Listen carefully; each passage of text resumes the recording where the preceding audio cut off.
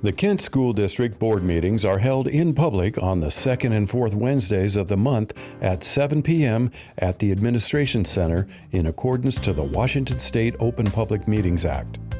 Regular meetings include presentations and reports dealing with district operations, as well as time set aside for public comment. Now, here are your Kent School District Board of Directors. Welcome to tonight's board meeting. So, good evening. I would like to welcome you to tonight's board meeting, and I'd like to invite you to please join me in the Pledge of Allegiance.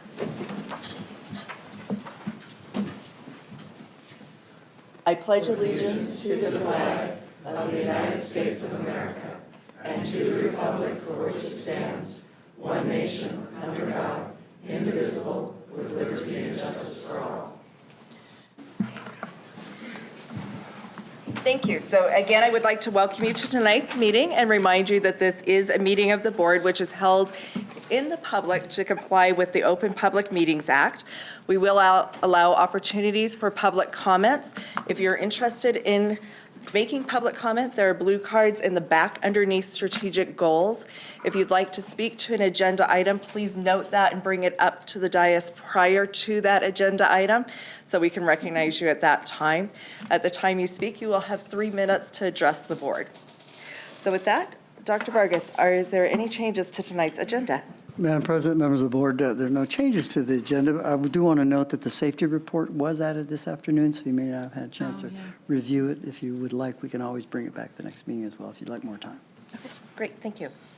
So to start with tonight, we do have 5 proclamations that we would like to read, and I've asked my fellow board members to help me with that as well. At the end of reading all proclamations, we will be doing a short photo op with those here who are with that. So we would invite you to stay till we're done with all the proclamations. I'd like to invite you to stay for the entire meeting, but at least for that part. So I have the privilege of starting tonight with our first proclamation. And it is, whereas the Kent School District is an active participant in the National School Lunch Program, where the staff of Nutrition Services Department work together to provide nutritional, attractive, and affordable lunches to all students. And whereas having access and eating a nutritious lunch is an important part of the student's educational day and positively impacts their ability to learn, and whereas the School Nutrition Association has announced Get in the Game with School Lunch as the theme for the National Lunch Week during the week of beginning October 13th, 2014. Therefore, be it resolved that the Kent School District Board of Directors supports the work of the Nutrition Services staff and proudly proclaims the week of October 13th through the 17th, 2014 as National School Lunch Week in the Kent School District. So at this time, I'd like to, I believe we have representatives from our lunch to please come in. From nutritional services, not just lunch. More than that. Way more than that.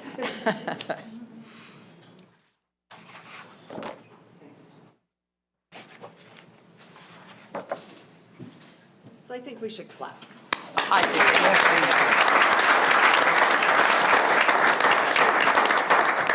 We have a great nutritional services, and they do an awful lot of work to help serve our students, so thank you. Right, and all the guidelines that they have to Yes.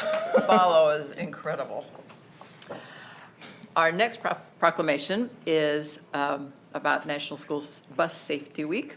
So whereas National School Bus Safety Week recognizes that safe transportation to and from school and school-sponsored activities is a vital part of our national educational system, and whereas the board acknowledges school bus safety as a critical issue in the district's educational system, and whereas the board recognizes the constant ongoing training that has afforded the Kent School District one of the best safety records in the state, and whereas the transportation school bus fleet received a 100% passing score on the State Patrol bus inspection, and whereas the key to school bus safety lies in qualified, competent, and capable school bus drivers and mechanics, and whereas the board recognizes the high caliber of its transportation team, and whereas the Kent School District wishes to commend the employees of the Transportation Department for the exemplary job of safely transporting approximately 12,000 students daily. Now, therefore, be it resolved that the Board of Directors of the Kent School District proclaim the week of October 20th through 24th, 2014 as National School Bus Safety Week. So if we have some representatives of our transportation department to come up and accept this, that would be great.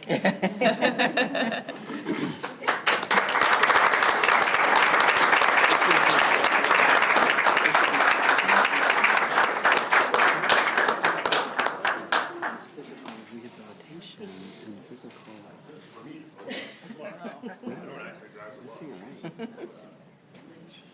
Thank you so much for everything you do. We couldn't do this without you, because you're the one that gets to school safely and on field trips and all, so thank you so much. And Thank you. Thank you very much. thank you.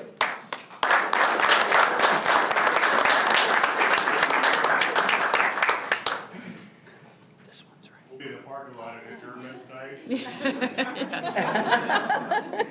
Well, I enjoyed my ride along, and I got to wear one of those vests, too. It was a lot of fun. Yeah. The next proclamation is for National Principal Month. Whereas the National Association of Secondary School Principals and the National Association of Elementary School Principals have declared the month of October 2014 as National Principals Month. Whereas principals are educational visionaries, instructional and assessment leaders, disciplinarians, community builders, budget analysts, facilities managers, and administrators of legal and contractual obligations. Whereas principals work collaboratively with teachers and parents to develop and implement a clear mission, high curriculum standards, and performance goals.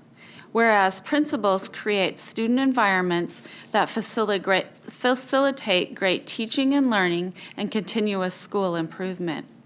Whereas the vision, actions, and dedication of principals provide the mobilizing force behind any school reform effort. Whereas the celebration of National Principals Month honors elementary school, middle school, and high school principals and ensuring that every child has access to a high-quality education. Now, therefore, be it resolved that the Board of Directors of the Kent School District proclaim the month of October as National Principals Month.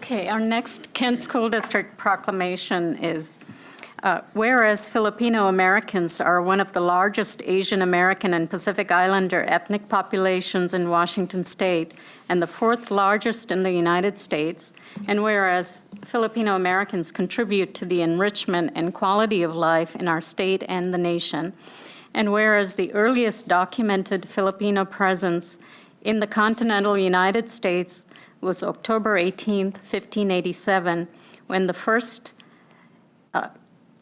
hopefully I'm saying this right, Luzornos Indios arrived in Morro Bay, California, and whereas Filipino American History Month provides an opportunity to promote the student of Filipino American history and culture, recognize the richness of Filipino American ethnicity, and honor the contributions of Filipino Americans, especially their service with distinction in the United States military.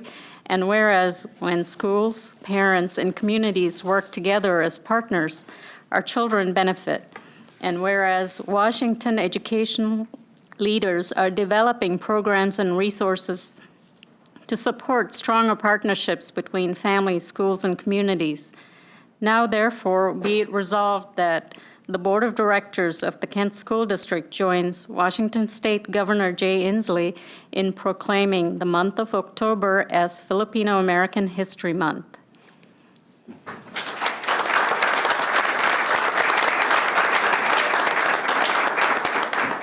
Do we have a representative? No. Okay. Okay, thank you. Do we have physical therapists in the audience? Okay, good, because this one's kind of weird. This one's not quite right. But I'll read it anyway. But I would rather do it next meeting. Okay. All right. That's the problem with having a registered nurse with a master's in health administration reading the physical therapy one. It's just not quite right. Okay. We'll fix it and bring it back for next month. Okay, thanks. All right, thank you. All right, so next we will move on to our presentations tonight. Dr. Vargas, I believe our first one is on high school discipline data. Yes, thank you, Madam President, members of the board. Tonight we wanted to give you an update. As you know, this has been a topic that actually grew out of the strategic planning process to really look at exclusionary practices and more inclusive practices to keep our kids in school, because obviously if they're not in school, they're not learning. And so tremendous amount of work has gone into this, as you know, including revision to the board's policy on discipline. And so tonight what we'd like to do is Dr. Del Giudice will be providing an update on our progress to date, as well as looking at moving forward where we are in the next step in the process. Oh, that's right. Oh, I'm so sorry. Okay, my error. Before we do presentations, I was just so anxious to get on to presentations. We're going to take a quick picture. So, Mr. Loftus, who did you want first? Sorry. Nutrition? Can't hardly see it from my desk. Banners. So sorry about that, Dr. Del Giudice. I think we're ready now.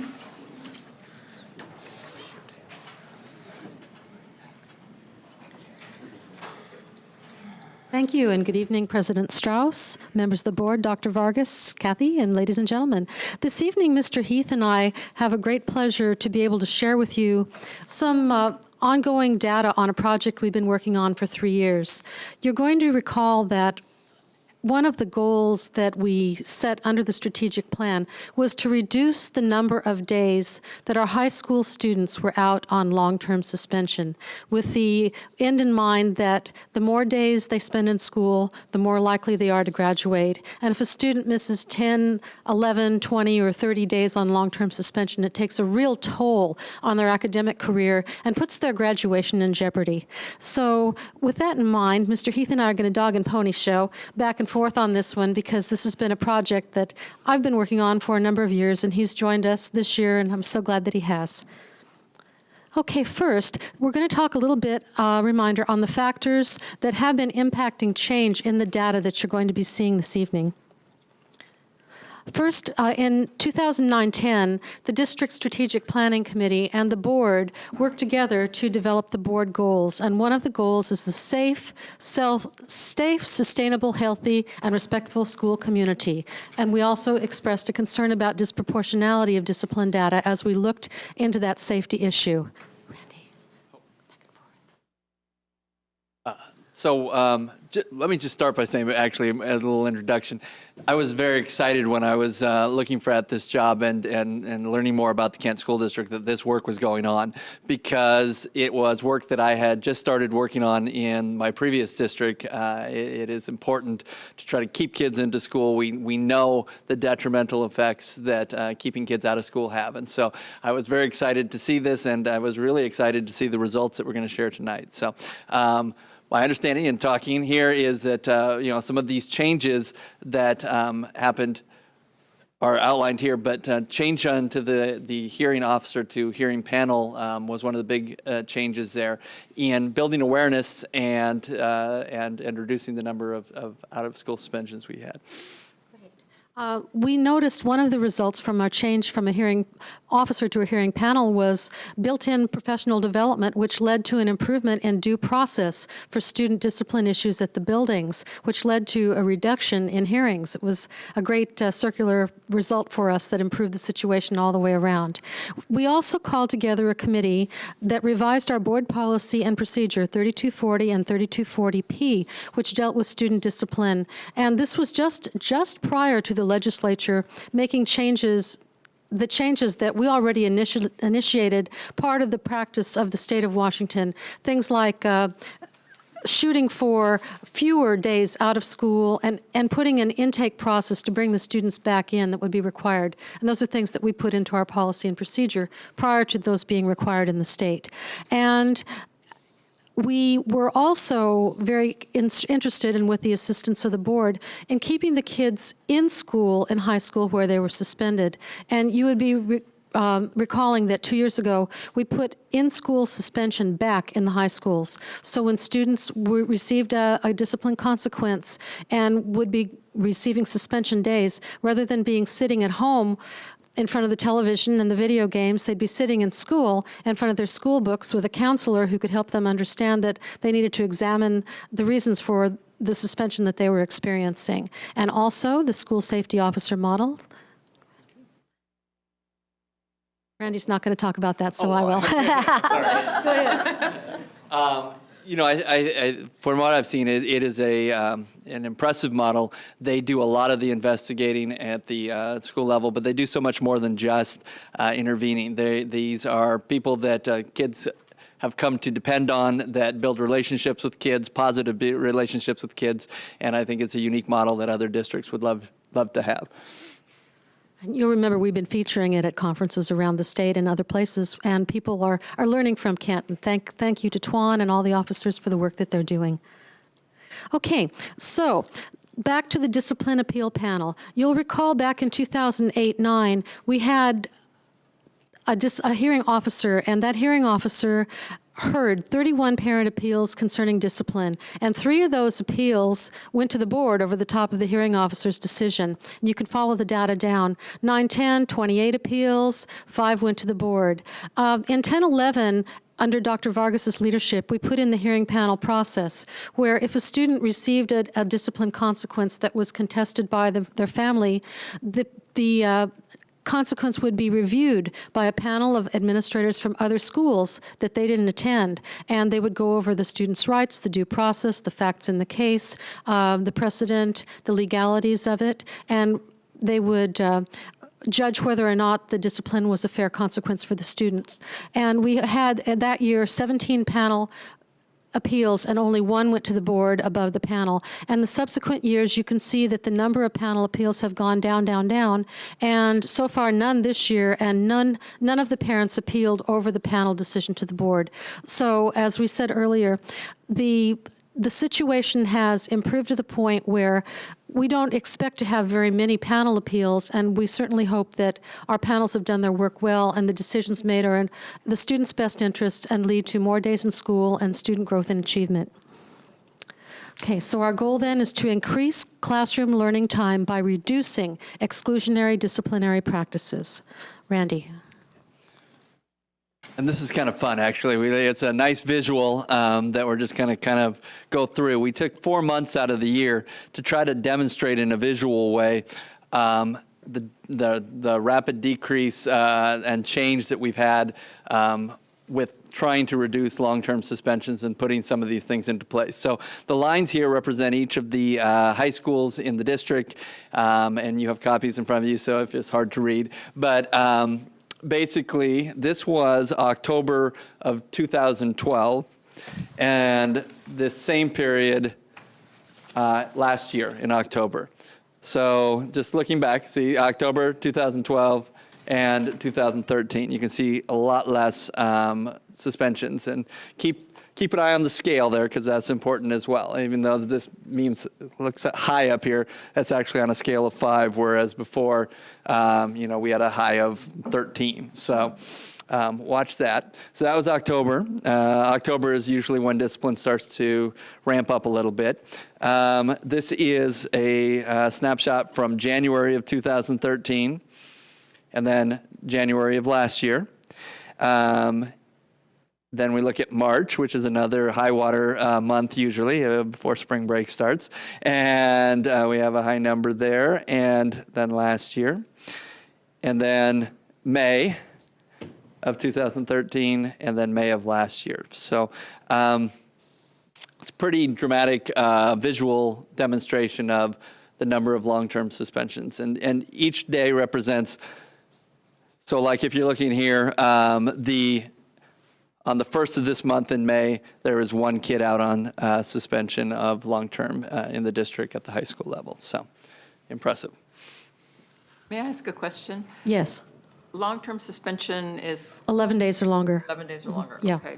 Okay, so now the summary then, in 2012-13, 166 students received long-term suspensions. In 2013-14, 48 students in total in all the high schools received long-term suspensions. That's a 71% decrease in the students receiving long-term.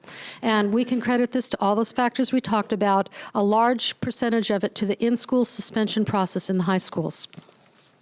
Okay, so now we're going to talk to you about in-school suspension, and Randy pulled this data together with the help of all of our high school principals. So I'm going to turn it back to him.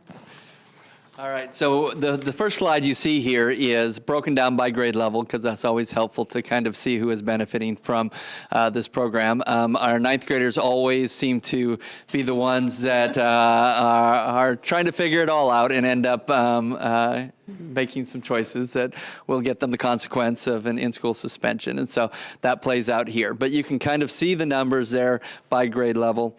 And then the next slide here shows you those students who, after receiving an ISS, how many went on to get either another ISS or an out-of-school suspension. So it kind of tries to demonstrate, is it being effective? And what we found out in this case was that, by and large, 45% of those students who received one ISS did not receive any more in-school or out-of-school suspensions. And so this is the number that is encouraging, but we'd actually like to see a little better. And so, some of the next steps will address some of the things we're doing with ISS to try to make that even a larger number of kids who one ISS is all they will need in order to and not have to have another one. So I have a question on that. The slide prior to that one, number of ISS students who had further suspensions. Can you tell me what percentage were OSS, out-of-school suspensions? Out of school, not from this particular slide, but we can get that for you. Mhm. Have a Okay. guess? Yeah. Just In total, no, I can't. I'd have to. It's so complicated. We could guess, but it wouldn't provide you anything that would be accurate. So what we'll do is we'll go back and we'll calculate that and send it to you through Dr. Vargas, so you'll have that information. I'm real careful with numbers because they always come back to be repeated to you in the most unexpected venues. Yeah, I'd just like to ask in the future if we could separate those two out, because I think we're trying to understand. Sure.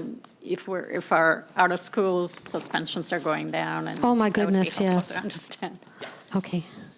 So you can see then that 45% of the students who got in-school suspensions did not receive any more discipline. Now, being an old high school person, I can tell you that is dramatic data, because kids, a lot of kids in the past have been repeaters. They'd get suspended, they'd get suspended, they'd get suspended, and then they'd have a long-term suspension, and then some of them ended up expelled. And this isn't happening to half of the kids who run through suspension. I've never seen anything quite like it. Okay, so in summary, under the district strategic plan, the long-term suspensions between 2009-10 and 2013-14 were reduced by 72.5%. And there's your number over the long haul. We did the long projection because Dr. Vargas asked us to look at the big picture to see the impact of all the things we've been doing on long-term suspension over time. And you can see the occurrences, and this will give you the information in a broad brush, but not school by school. So you can see in 2009-10, there were 241 long-term suspensions. That was 175 students, so some of those were repeated. Last year, there were 53 occurrences for 48 students, so there were a few students had more than one long-term suspension. But you're down so much, 72.5% down. That's a huge decline since 9-10. So repeating from earlier, our board policy created a framework for ongoing improvement where the principals could look at the offenses that the students had done at the schools and say, what's the appropriate consequence? Is this a first offense? Do we need counseling? Do we need a meeting with the parent? Do we need to suspend? So more progressive discipline has been taking place under our new policy than previously, which is helping reduce these numbers. Go ahead. The district's efforts to increase in-school suspension programs increase classroom learning time, and that's the key right there. The kids that are in-school suspension are receiving their classwork. They're able to take their tests. They're able to do the things that they would be doing. I mean, it's not the same as being in the classroom, but it's as close to it as we can, and so that's the whole goal of not having them fall behind. Okay. We would like to also thank our district IT department for providing us the data dashboards so we can keep track of this and see how we're doing on a day-by-day basis, monitoring the efforts, and if some tweaking needs to be done school by school, then the principals and we have access to the information on a real-time basis to be able to make those changes. Also, things that are upcoming, race to the top. We know that we will have our early warning indicator system to further enhance this process so we can catch kids early on and help provide interventions for them so that there'll be fewer discipline violations, fewer kids out on attendance, and fewer kids with low grades, thanks to the magic of technology. And also, the last thing we're going to talk about here, before we go on to the last slide, is disproportionality. One of the goals of the district has been to provide equity for students and reduce disproportionality in discipline. We know that in most districts in the nation, we have discipline disproportionality focused on minority groups, on special education, on poverty, and you'll see higher incidents of discipline impacting those groups. We're going to bring you a report in October that breaks down the discipline even further with disproportionality, with information on harassment, intimidation, and bullying, and on fighting. And that'll come to you in a school-by-school basis, so you'll be able to get an in-depth look at the work session. And that time, you'll have the numbers in front of you, so you'll get a good look. Okay, the next steps, Randy. So yes, there's always next steps because the job is not done. We're going to really look to effectively utilize our early warning indicator system that we presented at our last board meeting to identify students in need of assistance early. So, our dream is someday that, it'd be great if we were up here reporting that we were having 0 suspensions, and we can always work toward that. And if we can start getting this early, we might be able to really put a dent in that. We're using problem-solving student assistance plans, getting an individual approach to try to diagnose what are the things that are causing the students to make the choices that they're making, and then trying to work with them to make different choices. And then continue to analyze and improve our in-school suspension programs. We've done it for a year. Now's the time to bring the people that are doing the ISS back together again. Bring input from the principals and see, okay, what worked last year with our in-school suspension program, what needs to be tweaked, what different things do we need to put in place to make it even more effective so that we can see even less kids repeating in-school and out-of-school suspensions. Okay, and I'm going to call Dr. Potts up here and put him on the hot seat because he's going to be up here speaking to you in a few minutes anyway, so very convenient that he's here. We were hoping to have a little reflection from the principal perspective about the impact of in-school suspension at the high school. Dr. Potts? President Strauss, members of the board, Dr. Vargas, Ms. Everett. In-school suspension has been a tremendous asset in our high schools. Not only have we reduced the overall suspensions, long-term suspensions, short-term suspensions in our high schools, but those students who received corrective action have remained engaged. And it is a huge deal for students to be engaged in school doing their homework, even if they've received corrective action. It's also a very big deal for parents, because parents want their kids in school, and we want their kids in school too. It's a big deal for us. So I think it's a win-win-win all the way around. And we're delighted to have it. Thank you, Dr. Potts. So with that, are there any questions? Any questions? Karen? The classroom that we have over at the iGrad complex, which students are there? And do we have any of the out-of-school suspension kids? Are they not in a facility somewhere where we can still help them do their work? That's a topic we were discussing just today. Our numbers have been so small. If you recall looking at some of those slides, you'd see 1 or 4 or 5 kids who are out of school. And we've been debating whether or not, with those small numbers, perhaps 1 per school, that we need to put a full-time person in there with those students. But in considering the needs of the district, we know sometimes there are special education students who need additional help. If they're suspended, there are LAP students and students who are just general fund. So we're going to be exploring some funding sources to see if we can put some staff over there. At this time, we're not using it for long-term suspension because the numbers have been so small. But we'll come back to you with a plan once we've done a little more analysis. So we still have some kids that are, We have a few kids who are out, but the numbers are very small compared to what there were in the past. Okay, Agda? Well, I was going to say, it's just great to see this data and this changes with the students being engaged. I'm also wondering, though, is there a way to assess in the classroom, since we've made these discipline changes, has that had any kind of impact on the learning environment for other students, whether it's positive or negative? And I don't know if there's any way to have assessed that. Can I bring Dr. Potts back up? While he's coming up, I will share with you that, as you know, we've been training on PBIS, and when we have PBIS fully implemented, improving the school climate, including classroom-based strategies, should help enhance that. But Joe? I think Dr. Del Dudice hit it right on the nose. The student climate survey this year is very favorable at our school, and I think at the other high schools as well. So the students are registering their delight at having a safer and more secure environment. So I think you're seeing that data very favorably. Thanks. Thank you. Maya? I wanted to ask about the preventative measures, looking at the EWIS, and specifically, I was meeting with a couple of gentlemen today who are trying to start a mentoring program at KM, and I just wondered what currently exists right now to look at after-school activities, mentoring specifically at KM. And I know that there's a inventory list addressing the equity issues, and I'm wondering if that can be made public and if we can have access to that. Each school will have an early warning indicator system support plan, and we're working toward that, but we're not quite there yet. We'd like to bring you everything as a group district-wide. And Dr. Hong, could you address a little bit about the high school with the alternatives, or do you have that information? Or Mr. Brown, perhaps, from last year?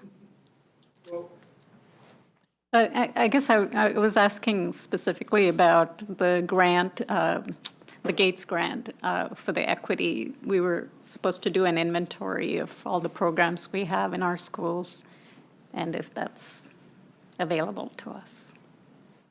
If you're referring to the work that was started by Dr. Johnson, I believe. Equity Network. Yeah, and there was an equity committee, and that work is going to continue. Ms. Decker is going to be leading that work, and we have meetings on, thank you. We have meetings on the books as well to meet with the Puget Sound ESD. So that work is going to continue, yes. But we don't have a inventory list that was given to Puget Sound ESD. Nobody knows about it. We have the completed report that was done in the spring. And is that what you're asking for? No, before the grant was given to us, we were supposed to do an inventory of all the programs in our high school. I read that in our weekend review. And so I don't know what that is. Okay, I have if seen we can have access to it. Okay, I have seen a complete equity survey, so I'll check to see if it meets your needs, and I'll make sure Dr. Vargas gets a copy to send it. Thank you. Okay. So let me go Russ first, and then I'll come back to Karen. So it's weird for you to say something as I'm thinking it. So thank you for addressing the disproportionality piece, as it was on the tip of my tongue. But, for me, I define disproportionality a little bit different as far as it's for me, it's more of the application of discipline. And I don't know how we can get to that, because bad behavior is bad behavior. What I don't like to see is, well, the application of consequences is disproportionate. So I don't know what my point is there, except for I don't know how we can, besides looking at people's skin color, I hope that when we look at disproportionality and we're trying to dive deep into root causes, that maybe we look whether or not some behavior issues are related to the family environment, single parent family homes versus, traditional or two-parent family homes. Because I just feel like if we're going to continue to drive these numbers down, and you alluded to it, Randy, about trying to figure out what's happening. I just want us to have Kendra had a great phrase, and I'm going to slaughter it, but the very open and honest dialogue, she said that better, more sharp. Courageous conversations. Thank you. Yes, that. Let's just have those courageous conversations, that it is what it is, and let's figure out how to address it. So there's not a question in there. Yeah. There's more. One of My question is, go I ahead. hope, will we have courageous conversations? I believe we will. And when you see the next data report, it's driving deeper than we've done before. And what I would say is, I've talked to the principals, and they say, well, the students keep offending, breaking the rules, and doing these things. And my response from being a building administrator is, yes, you can't stop the first time, but what will you do after the first time? What will your interventions be? How will you work with the student? How will you work with the families? What will you do at the building to work with the teachers and the climate? And how will you solve the problems together? So that's the situation that we're all facing in all the buildings. We've got a ways to go, but I'm going to go back to this report and celebrate the successes. Yes. Because we've driven it way down from where it was, and the number of hours the kids are in school is so dramatically different. I can sleep at night.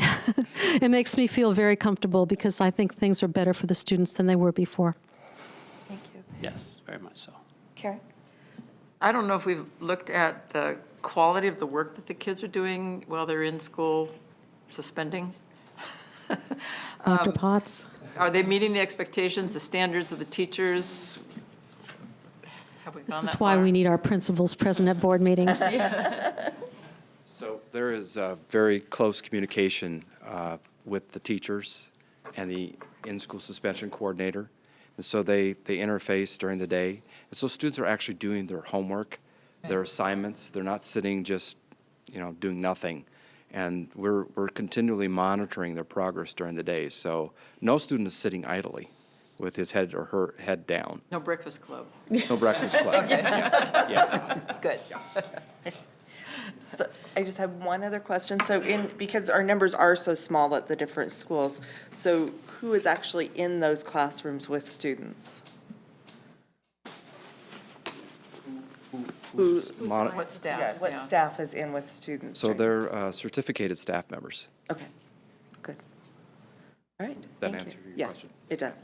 So just in closing, I do appreciate the numbers going down.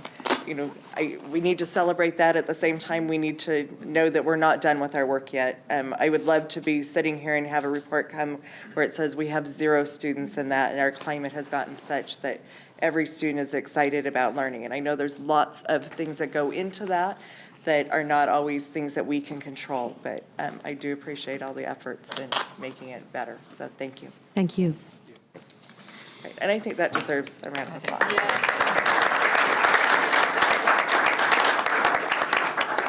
So next, we have a presentation on Career Academy Pathway Development. Yes, Madam President, members of the board. This is something, as you know, is part of our college career readiness agenda. And as you know, I think it started really with the partnership with the University of Washington, Kent, over at Kent Lake, really looking at how do we begin to merge what's happening at the community college and college level with the high school service delivery model instructionally. And of course, with the work that's happened at Kent Lake with Renton Technical College is a great concrete example of really moving towards thinking about graduation beyond just a diploma, but really being able to walk away not only with a diploma, but really leveraging the Running Start opportunities to really secure any number of industry certificates as well as progress towards or an AA degree. I really think that's the future when you think about how education is changing all around the world in the advent of technology, to be able to give our kids those opportunities. And I think particularly in a global economy, in a knowledge economy, students really need to graduate with more than a diploma.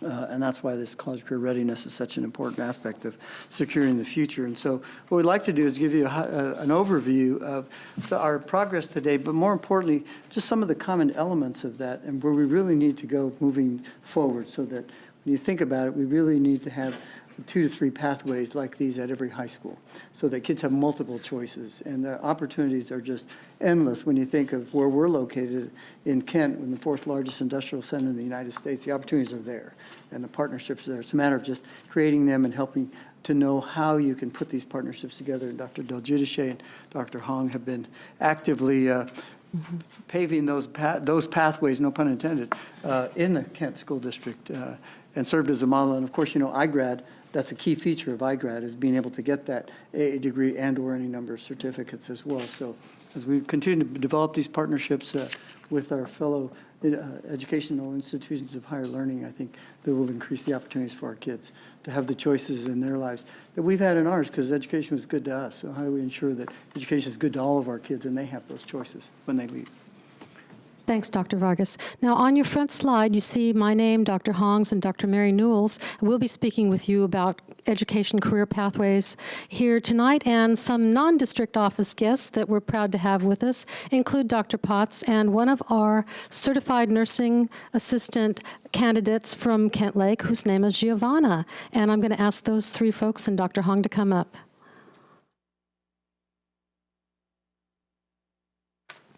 Okay, and I'm going to make them do all the work. Here we go. So we're going to give you first an update on Kent Lake High School's medical pathway development and a few words about college career pathways, the definitions. Dr. Hong? Okay, thank you. President Strauss, members of the board, Dr. Vargas and Ms. Everett. Before we introduce the folks from Kent Lake and share information about what's going on at Kent Lake, I'd like to just briefly visit with you how we're defining career pathways in our district. The key here is an articulated sequence of rigorous academic and career technical courses commencing in the 9th grade and leading to an associate degree, baccalaureate degree, and beyond, and or industry recognized certificate. There are 3 components to a career pathway that we would like to support. First is really a rigorous graduation requirement, and the last bullet there really speaks to providing opportunities for students to earn dual credits, okay, which really leads to the second important component. As you know, it's really the first bullet from the last point. Opportunities, again, to earn dual credit. That's a very important key part. And also pathway partners, which we are vigorously trying to recruit and work with multiple partners throughout our region. And so with that, I'd like to invite Dr. Potts to briefly share with us the first components of his pathway program. So last spring, Mr. Hanscom came to Kent Lake, and we introduced and marketed the CNA program. We had about 186 students show up who expressed interest in the CNA. And we began our first cohort in September. Currently, there are 16 students in the cohort. Originally, we started with 20 at the beginning of the school year, and then 4 of them decided that they might want to do it in the spring for a variety of reasons. And we have 16 currently in that cohort, and you're going to hear from one in just a moment. And she's the best ambassador that we could bring tonight. She's got a lot of wonderful things to say. The classroom locations at Kent Lake High School, and the practicum locations are in Des Moines and Federal Way. And then the second cohort begins in the spring, in January actually. We have 15, not 12, but today, 15 students signed up for the spring, and most likely we'll have 20. And the classroom location and the practicum opportunities are the same. And that's it. We're going to turn over to Mary Newell, who's going to, yep. One of the things that we really do need to emphasize here is our partner in this effort is Renton Technical College, and they're deeply involved in the curriculum, the instruction, and the selection of the practicum locations. They're certifying those locations as appropriate for their curriculum and their understanding of the laws surrounding the CNA certificate. So the partnership is truly alive and well, and it's dictating a lot of the elements of this program.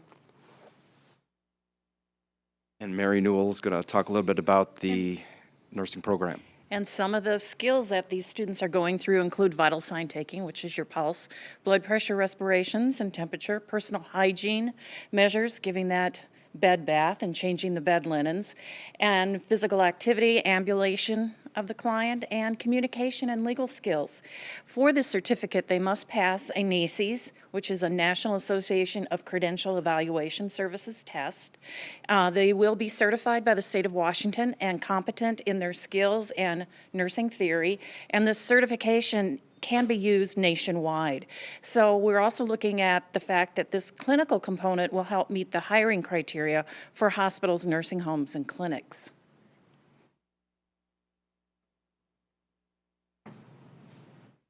This is Giovanna, and she's currently in the first cohort, and I didn't prompt her to say anything tonight. I'm going to tell you what she really believes. Giovanna. Hi. Okay, like you said, I'm Giovanna. I'm in the program with actually a bunch of my friends, and I absolutely love it. I can't explain enough how awesome I think this opportunity is. It's amazing. It's going to open so many doors for us, and I think everyone in it has so far had great experiences. We took our first test recently and got our grades back, and I was amazed how high overall the entire class, how we scored. And I was extremely proud of not only myself, but everyone else in the program, because you can tell that we're in it because we want to be, and we're striving to do the best we can in the program, and we're learning so much at the same time. So.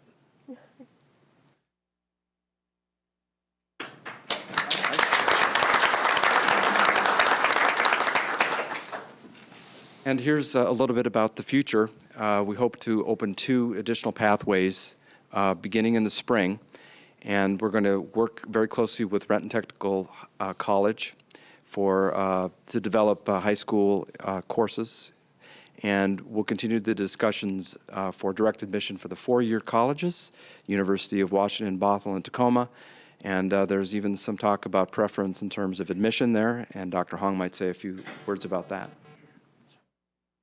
Thank you. So one of the rules we have in high schools is if you have a good thing going, you got to share. And so we're trying to expand our career pathways to other schools. The most recent one is Kent Phoenix Academy. We've learned a new term, Dr. Del Giudice and I, is mechatronics.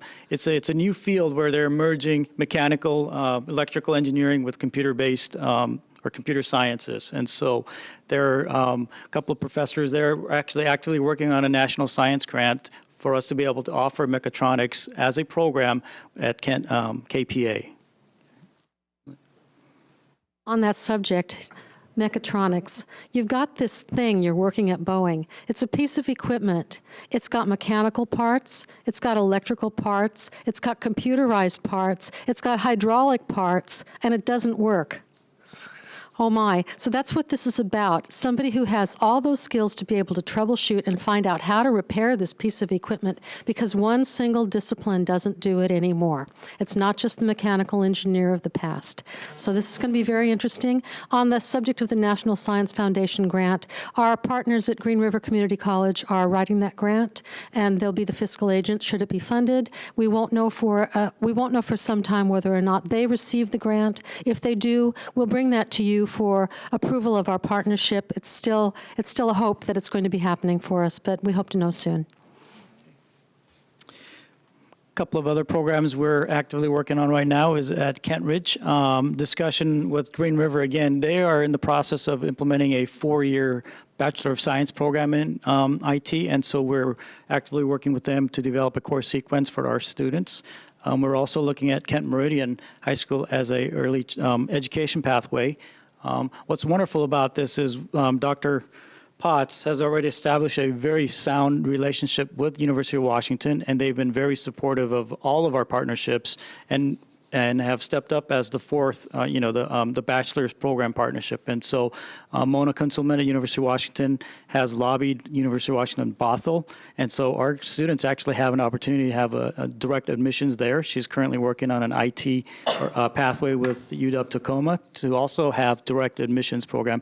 What that means really is any one of our school that offers, or students that have 25 or more UW in the high school college credits with 3.4 or higher GPA and about 1,000 on the SAT will automatically get enrolled into UW Bothell or UW Tacoma, and then we're actively now working on UW Seattle and their brand new online learning program. And so to summarize, this is the basis or framework that we're trying to approach all of our partners. And as you can see, our schools offer quite an array of dual credit courses. We have 23 AP courses, 20 IB courses, 17 UW in the high school, 16 of which is at Kent Lake. 38 CT courses, and all of these offer dual credit courses. And what we do is we take these course sequence, we try to match it up with a community college partner, and from that point, we try to develop an MOU that says the college or the sponsoring partner will award either a certificate or a AA degree. We generally try to push for a Bachelor of Science degree, if we can, just in terms of direct admissions. And then again, through those, we hope that kids graduating from our school district will either have, at minimum, industry certificates, lots of college credits, an Associate of Arts degree, or a direct admissions to a four-year college. And so the next steps, would you like to? Sure, we can double team on this. We're going to continue developing our pathway partnerships with the colleges and universities. We've reached out to a number of our local institutions, and we'll be reaching out to more. We're going to operationalize and problem solve our developing programs. As you know, when you step into a partnership, it's all uncharted territory, and you need to plan your work and work your plan, as Dr. Vargas says, and try to come up with a partnership that works for the kids. And there are always bumps in the road, but the key to it is to work together to solve the problems.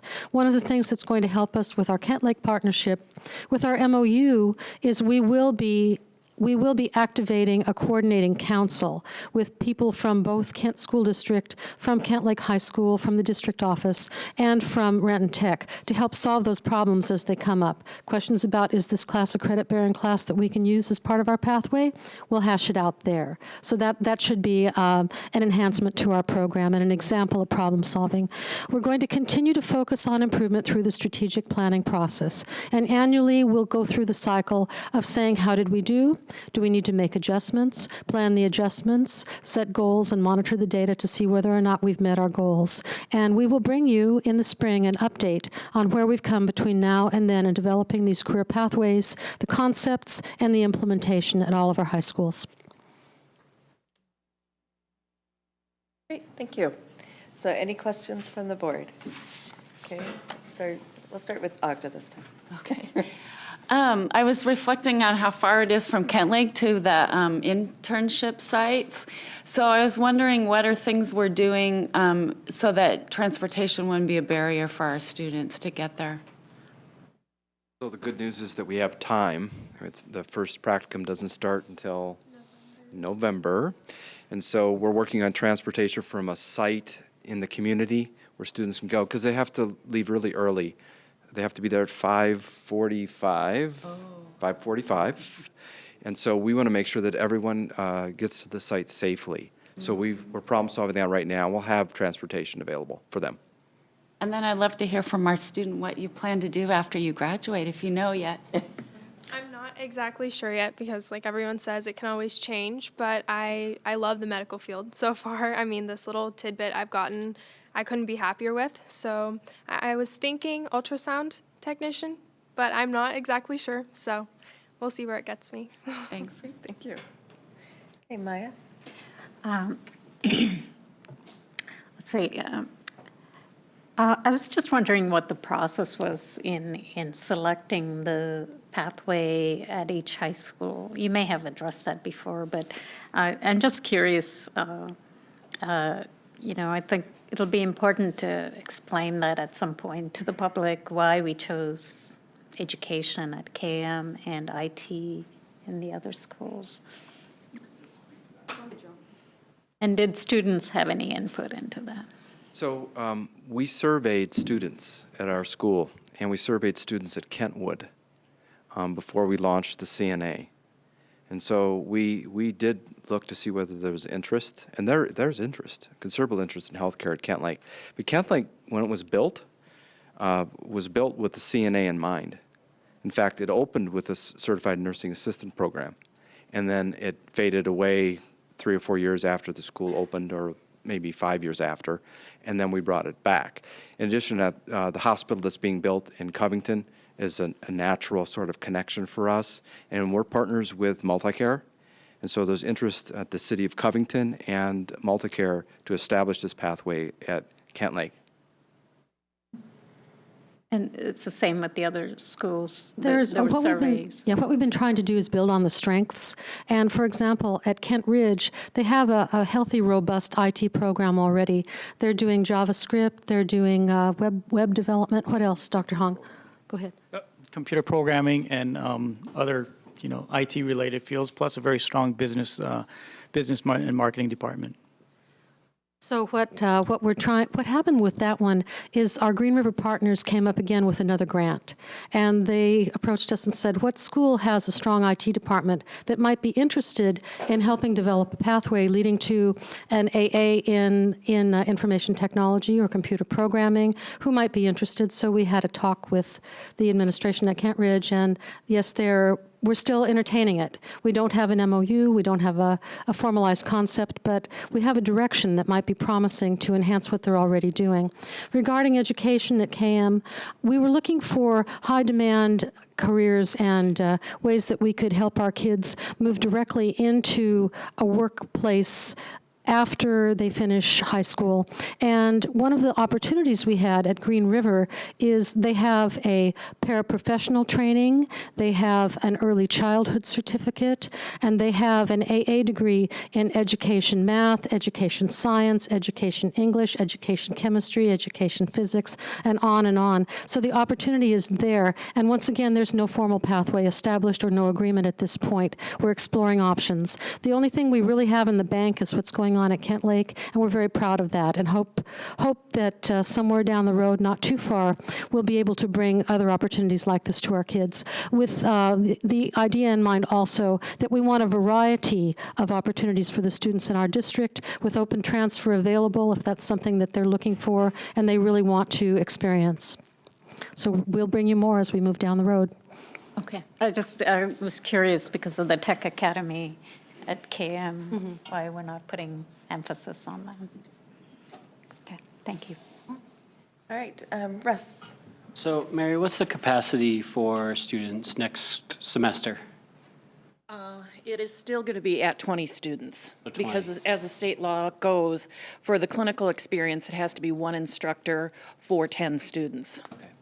So, Giovanna, let me challenge you a little bit.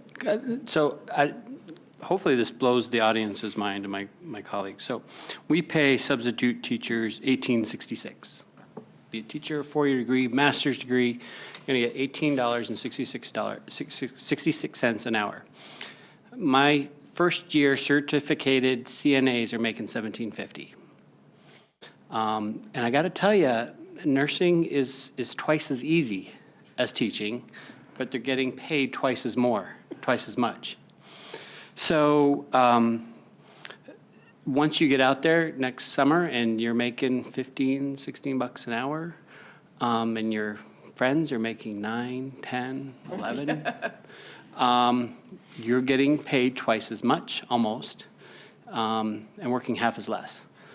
So encourage other friends at Kent Lake. You're going to be the best marketing. Kids listen to kids a lot more than they do us. But hopefully, the financial upside of healthcare, the word gets out. You alluded to how you're going to pick, and I'm curious about that too, because I hope education somehow makes it in the priority, just because we've got to grow because of the massive upside downness we have in our district. So the more we can encourage our students to become educators, despite it being a very challenging and underpaid career, that will change. I have no fear that will change. But regardless, I hope that somehow that makes it to the top of the priority list. $17.50. We do too, Mr. Hanscom, and that was one of the things that attracted us who've been planning pathways to Kent Meridian because of the variety of the languages the students speak and the possibility of bringing them back to teach in the district. Great, thanks. So Karen. Yeah, did I read in here that the Kent Lake program is available to adults? Is that what it says? And how is that being financed? What adults and what's the criteria? Currently, Renton Tech instructors are teaching the courses after school. And so it's open to anybody who is eligible to be enrolled at Renton Tech. Okay, all right, good. And how is that going? But they have to pay. But they have to pay. Okay, good. That's good. That was my second question. And so, how many people do we have interested in that? Do we, or will we have? Or Currently, we just have our students. okay. So it's been internal to date. Because we only have 20 spots. Yeah. Oh, yeah. The only thing I would add, an advantage obviously for Renton Tech is it broadens our market capacity to be able to bring those services to parts of our school district. The only other thing I would add that really wasn't underscored, but I think is really key, is when you develop these types of collaborative programs, you see the relevance of why kids are going to school in their everyday instruction. I think that's a very central component. So how do we make the learning that's going on in the high schools relevant? And so kids can see the connection between what they're doing and their future. And I know you alluded to it, but students, so say next year we get all of these in place, which would be fabulous. And but students would have an opportunity. So if I'm interested in IT and I'm currently at one school, will we have some sort of a district-wide plan where we would allow students to be able to go to the other schools? Because obviously we can't have every pathway at every school yet. So. Well, even that, the successful career pathway programs around the nation have been focused, they've been deep, and they've been rich in one area. For example, what we're trying to do at Kent Lake, by providing a variety of medical certificates, an AA in pre-nursing, and an open entrance to a four-year college in the same medical fields, leading to pre-vet, pre-dental, pre-medicine, and pre-optometric, that sort of a thing. At UW, it's multiple pathways, but it's within one field. If we can get to that point where we have multiple pathways in high-demand fields at each one of the high schools and open admission between those schools so students can enter any one of them, then we've done something that is very different from the state of the art currently in Washington as a state and in Kent School District, although we do lead the charge in that regard. All right, thank you. And I know, Dr. Delgado, you've been very instrumental in making sure that this happens. And I can tell you it's very exciting to see the possibilities. Part of me wishes all my kids could come back so they could go through. But then, that being said, I'm glad that they're all moving on. So. Yeah, I'm just leading the charge. I've got plenty of people who are carrying the load. And thank you to Dr. Potts and to Giovanna and Dr. Hong and Dr. Newell. Yes, thank you very much.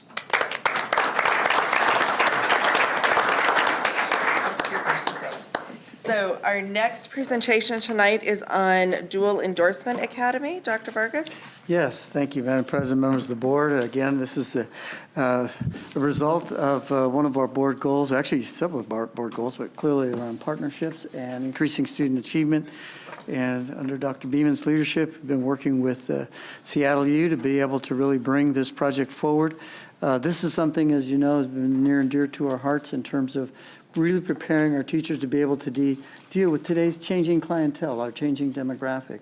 It used to be that these certificates were siloed, but when you think about the population today, particularly as it emerges with the projections, that right now a quarter of all children in the United States go home to another language or speak another language.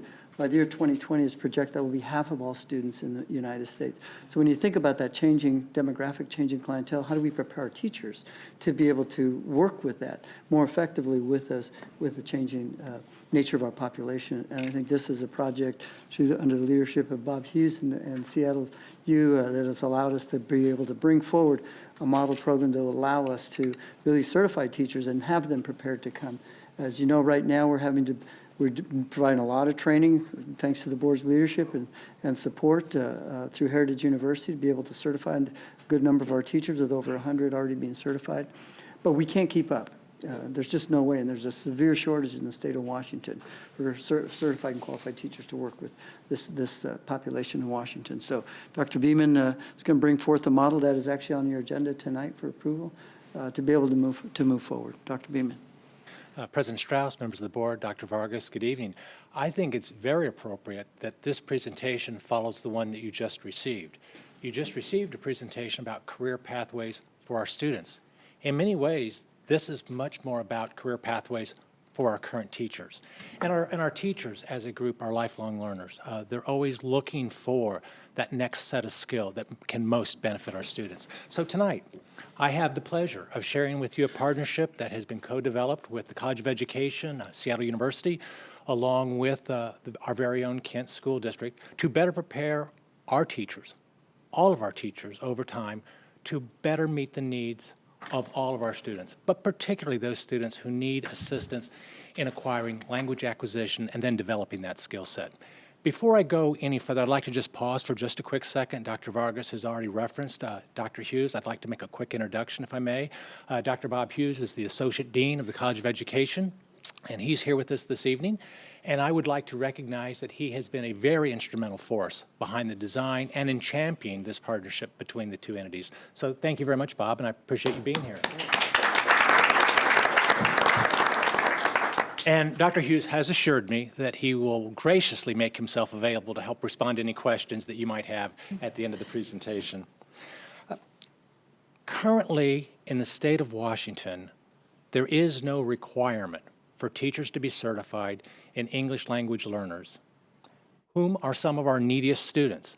We currently serve 8,800 students in the Kent School District who receive direct or ancillary instruction services for ELL. These are students that we need to help them acquire their English language skills. We have made progress. I don't want to underplay the progress that we have made. Currently, 9% of all of our teachers in the Kent School District hold the English language endorsement. And I would also recognize that through Director Burchard's efforts, as well as Dr. Vargas's efforts, we've been lobbying WASDA. We've been talking to them about the importance and asking for their consideration in a statewide requirement for all teachers to hold an ELL endorsement. Now, that's an ongoing effort, but more immediately, we'd like to present to you this partnership between the College of Education and the Kent School District in order to better meet our students' needs. We're proud to say that we're an extraordinarily diverse school district. It adds so much to our community. Our students speak 138 different languages in their homes, and they come from 127 different countries from around the world. Truly, the global classroom comes into this Kent School District on a daily basis, and we're a better community for that. Throughout our school district and across Washington, the needs are becoming more and more critical for the efforts of teachers who hold an ELL endorsement or can help meet the language acquisition and development skills of our students. I would share with you that this is not an isolated incident to our Kent area. Washington as a state is one of the top 10 states in the nation for the percentage of ELL students in student enrollment. Washington, from 1998 through 2008, was the second highest in a percentage basis state in the nation for serving ELL students. We increased by over 65% during that time frame. I'd like us to take a moment to just look at this. The benefit of opening our classrooms, the benefit of having students from all over the world come into our classrooms is the increased diversity that we see among our student enrollments. I'd like you to consider this. If you will look at 2001, consider in August of 2001 a young lady in her kindergarten. This is what the district, Kent School District, looked like when she entered kindergarten. In June of 2014, when she graduated from high school, this is what our school district looked like. You can see the tremendous shift, the tremendous change in our student demographics. And I would point out as you look at this to note that every year on a rolling 13-year cycle, our student population changes 100%. Our student demographics have the opportunity and benefit from a rapidly changing community. Our workforce does not match that. It doesn't change at that speed. That being said, we have a responsibility with the workforce that we do have to change our methods, to change our efforts in meeting their needs.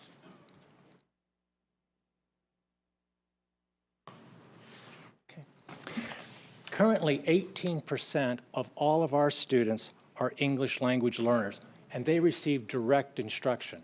An additional 14% would benefit from receiving ancillary services in English language learning. Now consider, how does a student qualify for English language services? Well, in most cases, the primary way is that they don't speak English well or at all, and they suffer because of that. And in that process, we provide them services. They exit ELL when they demonstrate a competency in the social language skill. Think of the everyday conversations they might have with their friends, their parents, on the playground, at home if English is spoken in the home, wherever they might go, that common language. Once they acquire that skill, they graduate, if you will, from receiving ELL services. However, they may not have acquired the academic skill set that they need to be successful in the classroom. There's a very specific vocabulary associated with math, science, and the other academic services. And it's our responsibility to work with them to ensure that they receive that skill as well. Now, what I've just described for ELL students is equally true for many other students, whether they're identified as needing services that come through Title I, services that come through special education, or perhaps they just simply learn at a different rate, in a different method, in a different manner than other students, but their language skills are deficient. We need instructors that can meet the needs of those students as well. There's an unknown number of students in our district. Not unknown because we don't care, we care deeply, but it's so hard to get a handle on because students are so different. But we do know that we have a significant number of students who would benefit from having an instructor in their regular classroom on a daily basis that could help them acquire and then better develop their language skills. It would enhance their academic achievement. The proposed partnership that's under your consideration this evening later on the agenda is an important step forward. Through the College of Education, Kent School District will work with its teachers to help them develop that professional skill set that they can then use to better serve our students. I want to be clear about something. The partnership and the examples that I'm using is not about ELL only, although that's an important component of what we're going to be accomplishing. But it is an opportunity to benefit all students every day in every classroom and thereby help every student help themselves in preparing themselves successfully for their futures. The number of teachers who hold an ELL endorsement is increasing, but at a smaller level than the needs of our students. 9%, as I mentioned earlier, 9% of our teachers hold the ELL endorsement. And while we have many outstanding teachers who every day diligently work toward and succeed in meeting the needs of our students, acquiring an additional endorsement in ELL, acquiring an additional endorsement in literacy will only enhance their ability to serve students.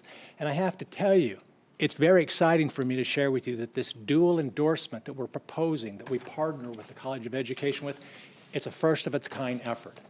And I think that speaks well for both the school district and the College of Education in being very forward thinking and how we can meet the needs, not just of our students, but the needs of our teachers as well. I'd like to share with you a few of the benefits of the dual endorsement program. First, students. Students will clearly benefit from this. Our students that are currently, if not being underserved, we just have to take that extra step in serving them, whether they're ELL identified or whether they're students from a different pathway in which their language skills are deficient. Let's acknowledge these students are not less intelligent. They are not less capable. They are just as likely to have success in their future. They are just as likely to contribute to their community. They're just as likely to have post-secondary opportunities if they receive the appropriate support while they're in our school system. They can and they will benefit from this type of a program. The challenge is simply ours to ensure that they receive that support on a daily basis. Our teachers will benefit from participation in the dual endorsement program as well. With the College of Education, we've designed a 24-credit program of study. Okay?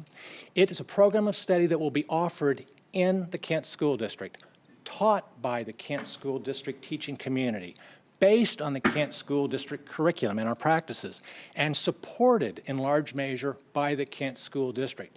There is a lot of buy-in to this program within the Kent School District, and we're excited to take it forward. The result of which, and if you're hearing me repeat some of the same things just in different words, good. That's the purpose. It will benefit our teachers' ability to better serve our students, to better meet their needs. So we're very, very excited. I'd like to talk a little bit about next steps. We've got a little bit of work to do. People have been working hard, both within the College of Education and in the Kent School District.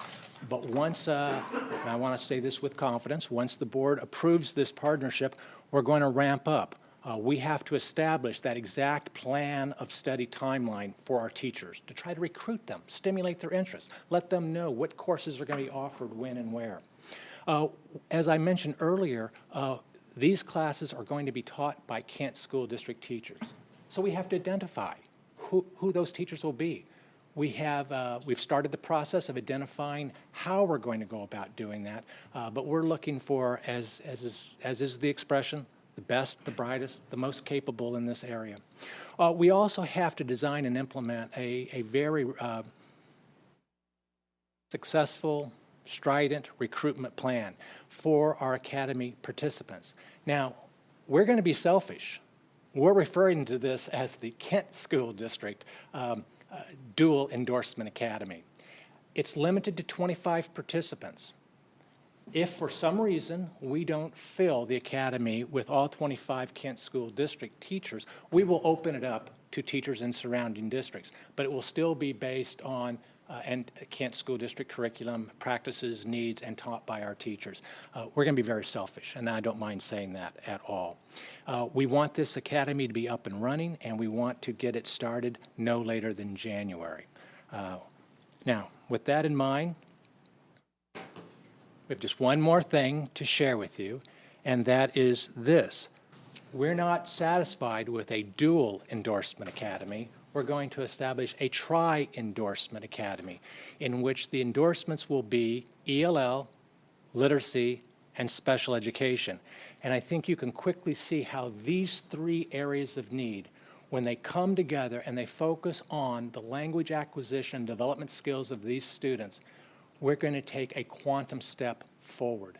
And when I think about any one of our outstanding teachers who holds a teaching certificate in elementary education or a single subject area, and they now combine that with what will be a tri-endorsement, I'm confident that we will be taking major steps forward that will impact generation in this community, education in this community for generations to come. And I couldn't be more proud to be part of bringing this to you for your consideration, And at this time, we would be thrilled to respond to any questions or receive any comments that you might have. Great, thank you. Maya, let's start with you. What assurance do we have that these teachers will stay with us after they participate, if any? That's a great question, and what I will tell you, and something that I know that Dr. Vargas has shared with you and others of us have echoed, one of the outstanding things about the Kent School District is the opportunities that we give to all of our professionals, regardless of the role that they serve in. We prepare them well. We develop their skill set. That's the plus. The minus is that other school districts want those good people. So we recognize that we have some outstanding teachers, and if they acquire this dual endorsement, that's only going to make them more attractive to a different school district. One of the things that we're going to be talking to our teachers about, our participants about, is that we believe in you. We believe in you and what you can bring to our students. We're going to help finance this course of study for you. In return, we're asking for a commitment from you. Stay with us. 2-3 years, we'll get that sorted out. But we want that to be a two-way reciprocal arrangement where we're investing in one another, and so that together we can invest in our students. So we're willing to step forward financially. We're asking them to step forward with a commitment of time and a willingness to go where they're needed, to what schools, what classrooms, where our students need them most. So we recognize that opportunity, and we're up to meeting that challenge. Thank you. Russ? So you said you kind of, whether it will be a 2-year, 3-year, are we just going to ask them nicely and shake hands? Or will we have a non-binding, I promise? No, there will be a letter of agreement that exchanges between the two parties. That's one of the things that we will roll out as we recruit for them. We would not expect nor want their enthusiastic participation in a program without them fully understanding what would be expected of them and what we can offer them in return. So that will be spelled out in detail for them. Okay. Thank you. Ogda? Nope, I'm just very excited about it, so great, thank you. So Karen? How long would it take any given teacher to complete this 24-credit course? At this point, I'm going to be wise enough to ask Dr. Hughes if he could help respond to that question. Good, we can get him up.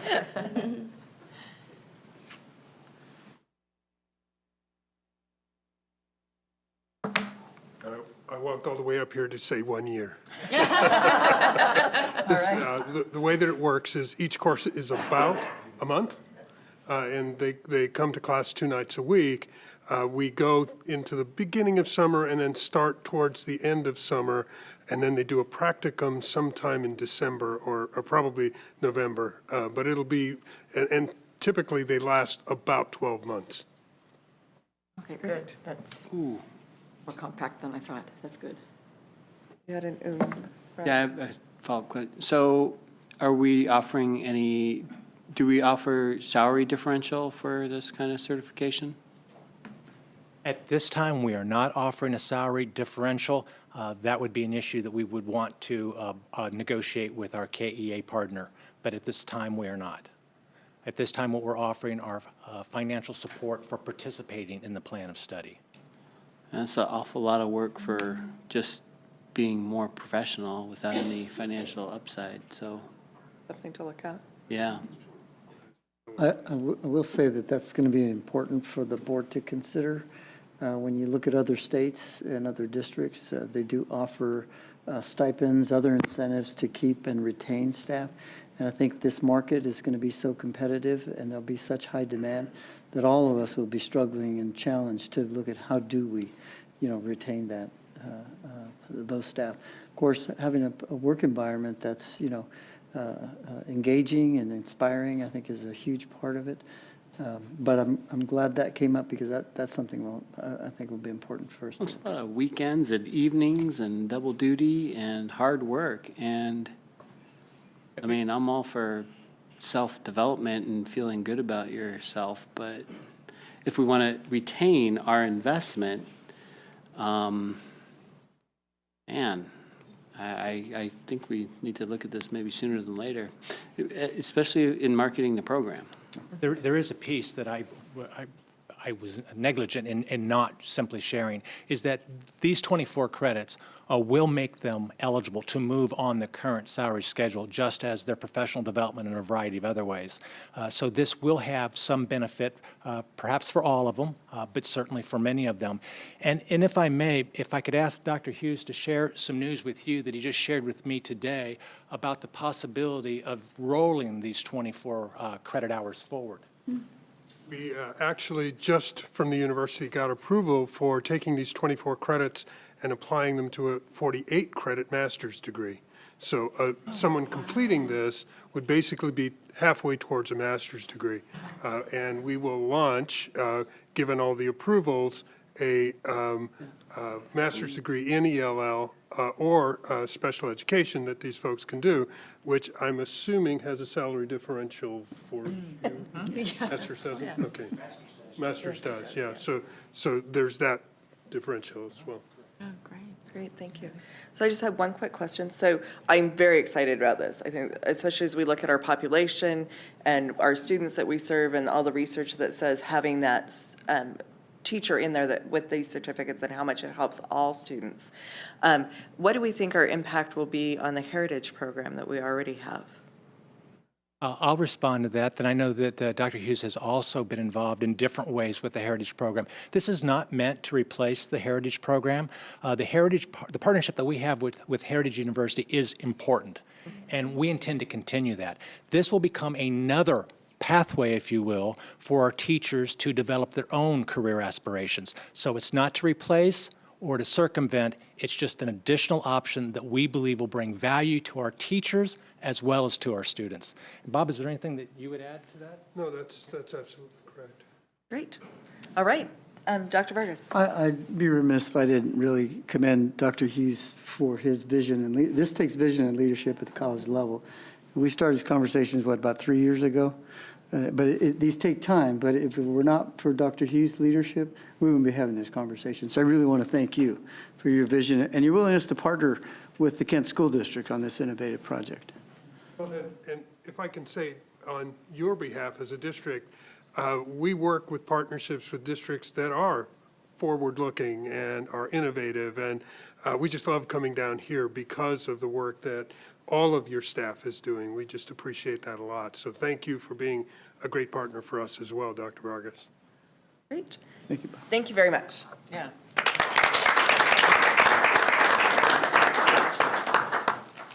All right. So next on our agenda, we have 2 reports. So first is 4.01, Professional Learning's Community Professional Development and TPEP Executive Summaries.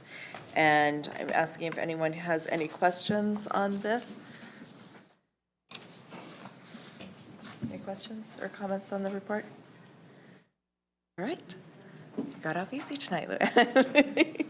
And our next one is 4.02, the Safety Services Monthly Update. I know that this came out a little bit late. I didn't get a read chance it. to see it So yet. I guess I'd like to ask, would you like me to have it put on next board agenda to go back over? Unless you want me to sit here and read it for I 15 minutes. Depends on how long you'd like to be here. I'd rather, how about we read, do I'd this? rather We'll read go it ahead. later. Well, if it's all right, Dr. Vargas, if we could please put this Put on on the next agenda. our next agenda, and we will go over it then. Okay. So thank you. So moving on to our discussions and approvals for tonight. The first one is 5.01, Resolution 1453, and I'm asking for a motion to approve Resolution 1453, authorizing the cancellation of warrants. So moved. Thank you. Is there a second? I'll second that. Is there any discussion or questions on this? I would just like to comment Like that. $600, right? Yeah, I would like to comment that it is significantly less than last time. So I do appreciate all the efforts that go into that, to making that happen. So thank you for that. So hearing no other further discussions or questions, I will call for the vote. All those in favor, please say aye. Aye. Any opposed? Thank you. Motion passes. So next, we have 5.02. This is a request of waiver for school impact fees. This is for discussion only tonight. No action will be taken, and I do have some cards in relation to this item.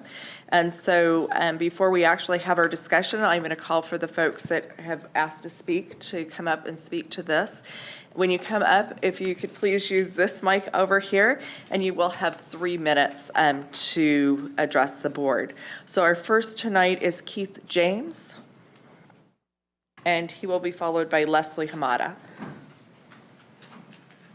Good evening, Keith James, 2304 South Meadowview in 3 Acres, Washington. I appreciate the opportunity to come and present again this evening. I'll keep it very brief within the 3 minutes. I just wanted to mainly reiterate how critically important the school impact fee waiver request is to the proposed affordable housing development in the Covington Town Center. I know there were some concerns when I was here a couple of weeks ago about setting precedent. Hopefully the revised waiver request, written request, did a nice job of explaining that this is a very unique situation where the district owns property immediately adjacent, where there are not improved streets, There are not utilities, or at least utilities in that street, to be constructed street. There's a total of about $700,000 worth of road improvements and utility infrastructure alone that directly impacts the site to the south. Sort of conservatively estimated a portion of that, the portion that's mainly adjacent, and that's more than the fee waiver request in terms of a straight valuation comparison. I would otherwise just indicate, I think we asked for discussion tonight only rather than any decision, hoping to present additional information. I think we've done that in terms of what we had hoped to present. I think that's all available currently. So if it's the preference of the board, a decision is certainly acceptable to the applicant as well. And I'm otherwise just available for questions. Great. Thank you. So following Ms. Hamada will be Joshua Lyons. Good evening, President Strauss, Dr. Vargas, board members, and Kathy, administration and staff. It is my pleasure to be here tonight. I am Leslie Hamada, and I'm basically going to take a whole different look at this tonight from a human service issue. I'm currently serving on the Covington Human Service Commission my second term. Affordable housing should be a concern of school boards and all members of society. And quoting, and I like to use this quote, independent of poverty, homeless students are more likely than those students with stable housing to experience family adversity, physical and emotional health problems, and impaired academic performance. I do not have to read to you guys or familiarize you with the 7 strategic goals that you set forth. As you can see how stable and affordable housing plays an important part in the foundation of making all those 7 strategic Kent School District goals happen. I applaud the City of Covington for stepping up and placing in their vision senior housing and affordable, moderate housing. It just doesn't happen in Covington, and it just isn't happening anywhere. As a city, to value your citizens' needs is a foundation for an inclusive, diverse, and equitable foundation for a community to thrive. The Polaris and the Affinity Project, as they are called, are that foundation. Renter affordability crisis shows no signs of abating, with more than 1 in 4 renters spending 50% of their income on housing. With the Great Recession pushing the numbers of very low-income households that qualified for rental assistance by 3.3 million between 2007 and 2011, a 21% increase. The number of available subsidized rental units has not kept pace. The share of eligible households able to secure aid dropped from 27% to 24% over this period nationally. Preserving the existing stock of affordable housing has become critical. Expiring contracts or affordable use restrictions, and particularly vulnerable to loss over the next, we are potentially going to lose over the next decade. Congressional appropriations are not in favor of subsidized housing. Just to put it into realized perspective in the Seattle area, which is close to us, where there is some affordable subsidized housing, they received in the Seattle Housing District 24,000 applications for low and subsidized housing vouchers. They will approve only 2,000. Half of King County's homeless students are in grade 5 or lower. I just want to conclude that you know that you have an increase in the homeless population in Kent. Nationally, or actually statewide, it's at 30,690 students are homeless. Affordable housing has to be part of the component to any school district, any community, any viable thing that you do. You have to have affordable housing. It affects the school district more than you can imagine financially. So I encourage you to really look at this issue. It's complex. It's not about dollars now, it's about dollars in the future, and also about students. Thank you very much for your time.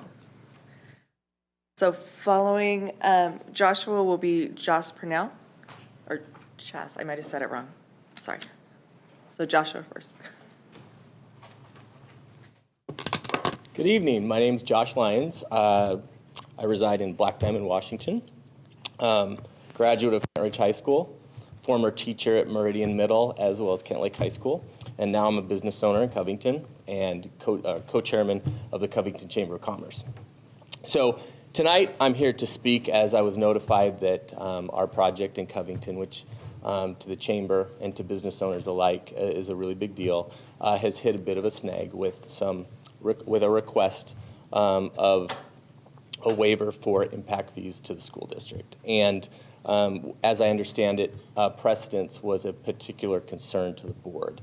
And not really having a huge education in impact fees, I was quick to research it for myself. And what it appears is that this is not an uncommon request, particularly when trying to achieve or spur economic growth.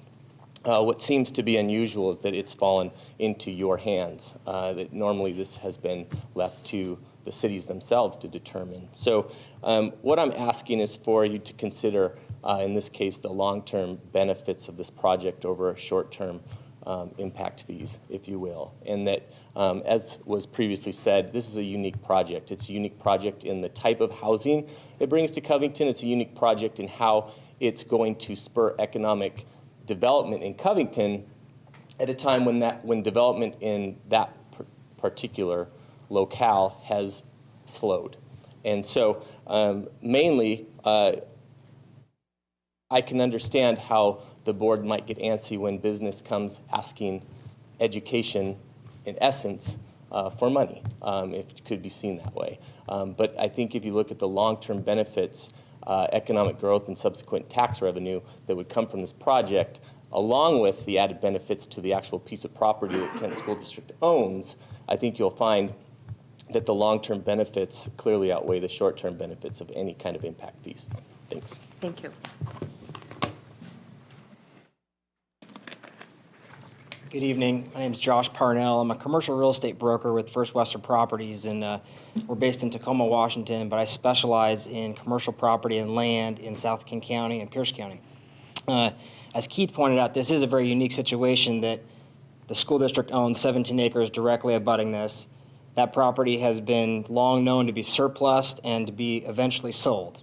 So I don't know if this request would come at any other time other than the fact that you guys are neighbors. And not dissimilar from residential real estate, if my next door neighbor improves their house and invests money into it and puts it on the market and sells it for a high price, that sets the precedent of a comparable sale. And my house now is worth more. And the amount of improvements that Inland is going to be putting into this and the sale that they are going to complete on the 7 acres will improve your value on your property. And that's my professional opinion. Right now, your assessed value is about $4.9 million. And I think that value will go up with this sale and with that project being completed. With Valley Hospital there, with these apartments, that becomes a much more marketable property. And I think you will see way more value when you do decide to sell and relocate the Covington Elementary School.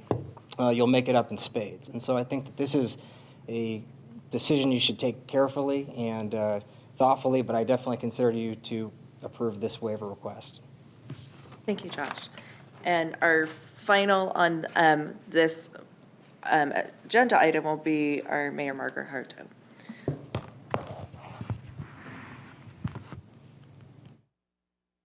President Strauss and school directors and Dr. Vargas, I just want to express my appreciation for the opportunity this evening to address the request from the Inland Group for exemption from the school impact fees for their low and moderate income multifamily project Polaris at Covington. This evening, you've heard from a variety of speakers about the value and the importance of this project. And I want to stress that on behalf of the City Council, I'm here to give you the message that you received additionally today in a letter from myself, explaining in detail that the city, as noted, will be responsible for issuing the final determination on any exemption from impact fees. And though the city is making that final determination, we welcome feedback from the district regarding the proposed exemption. And we would invite you to join us in a dialogue on that issue. This evening, we saw 2 examples of how our respective bodies have been part of partnerships, actually, in the community. The presentation on the in-school suspension and out-of-school suspension, I heard the comment that with these students being active in school, they have a place to be. I will tell you that as the mayor of the city of Covington, we're very grateful that we don't have to deal with out-of-school suspended students in our community. So thank you for thinking not only of what happens in school, what happens out of school. The second example is the career pathways. As you know, the medical health services programs and businesses that are going to be expanding in Covington, not only because of the hospital coming, but because of the clinics we all have given us the opportunity to partner with Kent Lake High School. That's the way our respective bodies have come together, participated in a dialogue, and can now celebrate the outcomes. Neither of us operates in a vacuum, and all of us achieves more when we strengthen our relationship by sitting down together and creating a better understanding of our mission through an open and robust conversation. So again, I would invite you to contact us, sit down with us, have a conversation with us. We would be glad to share that opportunity with you. Thank you. Thank you, Mayor. All right, so at this time, the floor is open for the board for any discussion on this item.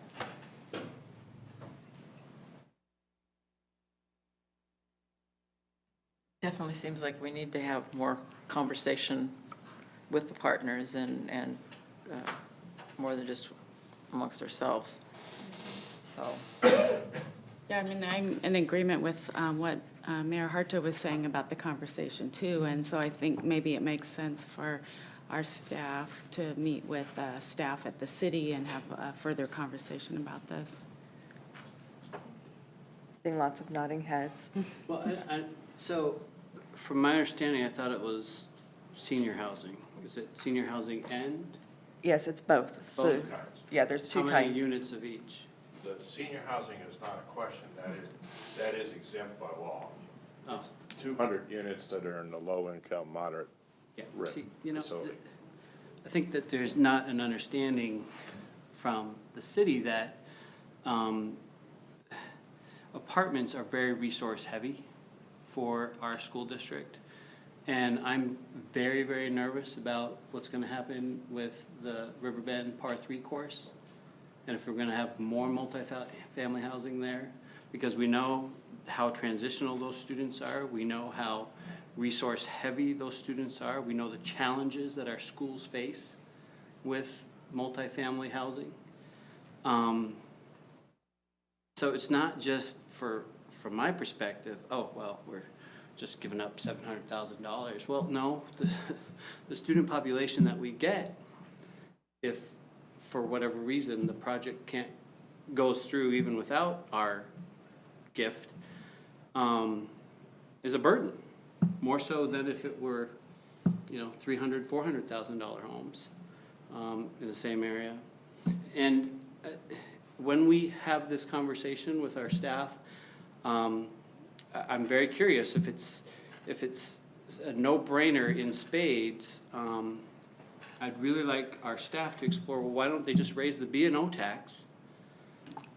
And because they'll make it back in spades within the local community or the profit value. So if you want to give a developer, financial incentive, do it through a B&O tax, do it through your own taxation system. And I don't like being put in a corner at all with, if you want to start a dialogue, you don't start a dialogue with a letter, well, we've made the decision for you. So we're starting off kind of on a goofy foot. And so, for me, the dialogue is already poisoned a little bit because, well, we don't really care what you're going to say because we're going to do it anyway. That doesn't feel very cooperative. So, from my perspective, I would encourage our staff to, well, if it's so important, how come you can't raise the money yourself? B&O tax, property tax. And what the city does, the city of Kent does with local improvement districts is really bad. I hate it. Because they could build a road in the valley, but make the local improvement district in 3 different zip codes, but it's still for one road. So the city still has options through local improvement districts to tax their area to pay for the sewer and the different improvements. So there's lots of other opportunities for the city to raise their funds and compensate the developers' challenges, which I'm sure are real. Affordable housing doesn't pay a whole lot. Grants are only so few. But the economic, consequence for us is not just right now. It is down the road. That's why it's called the development fee. You get more kids, it takes more money to care for them and schools to build and staff to support that. So I think I've made it pretty clear. Okay. All right. So Maya, any comments or? Yeah, I think there are 2 things that the staff needs to speak with Covington because we're getting conflicting reports. One is the assessed value of the how much better the improvements will add to our current sites. According to our group, it's ineffectual. So I guess that needs to be clarified. And second, there is a commercial property or commercial area at the bottom of the lower housing, and I wonder about the expansion and the revenue that's going to generate, and how much further can you develop that commercial. And so I see a possibility of recouping that cost down the road. So that's also on my mind. And I'll end it there. Okay. So if I can paraphrase what I think I'm hearing, is the board is very interested in further dialogue and cooperating, but what we would like at this time would be for Dr. Vargas, you and appointed staff members to meet with the city's staff as well to kind of come to a little bit more of an agreement on certain things and to then bring back a recommendation to the board. Very good. We'll take care of it. So we can still, again, our future costs are going to be much more than $700,000.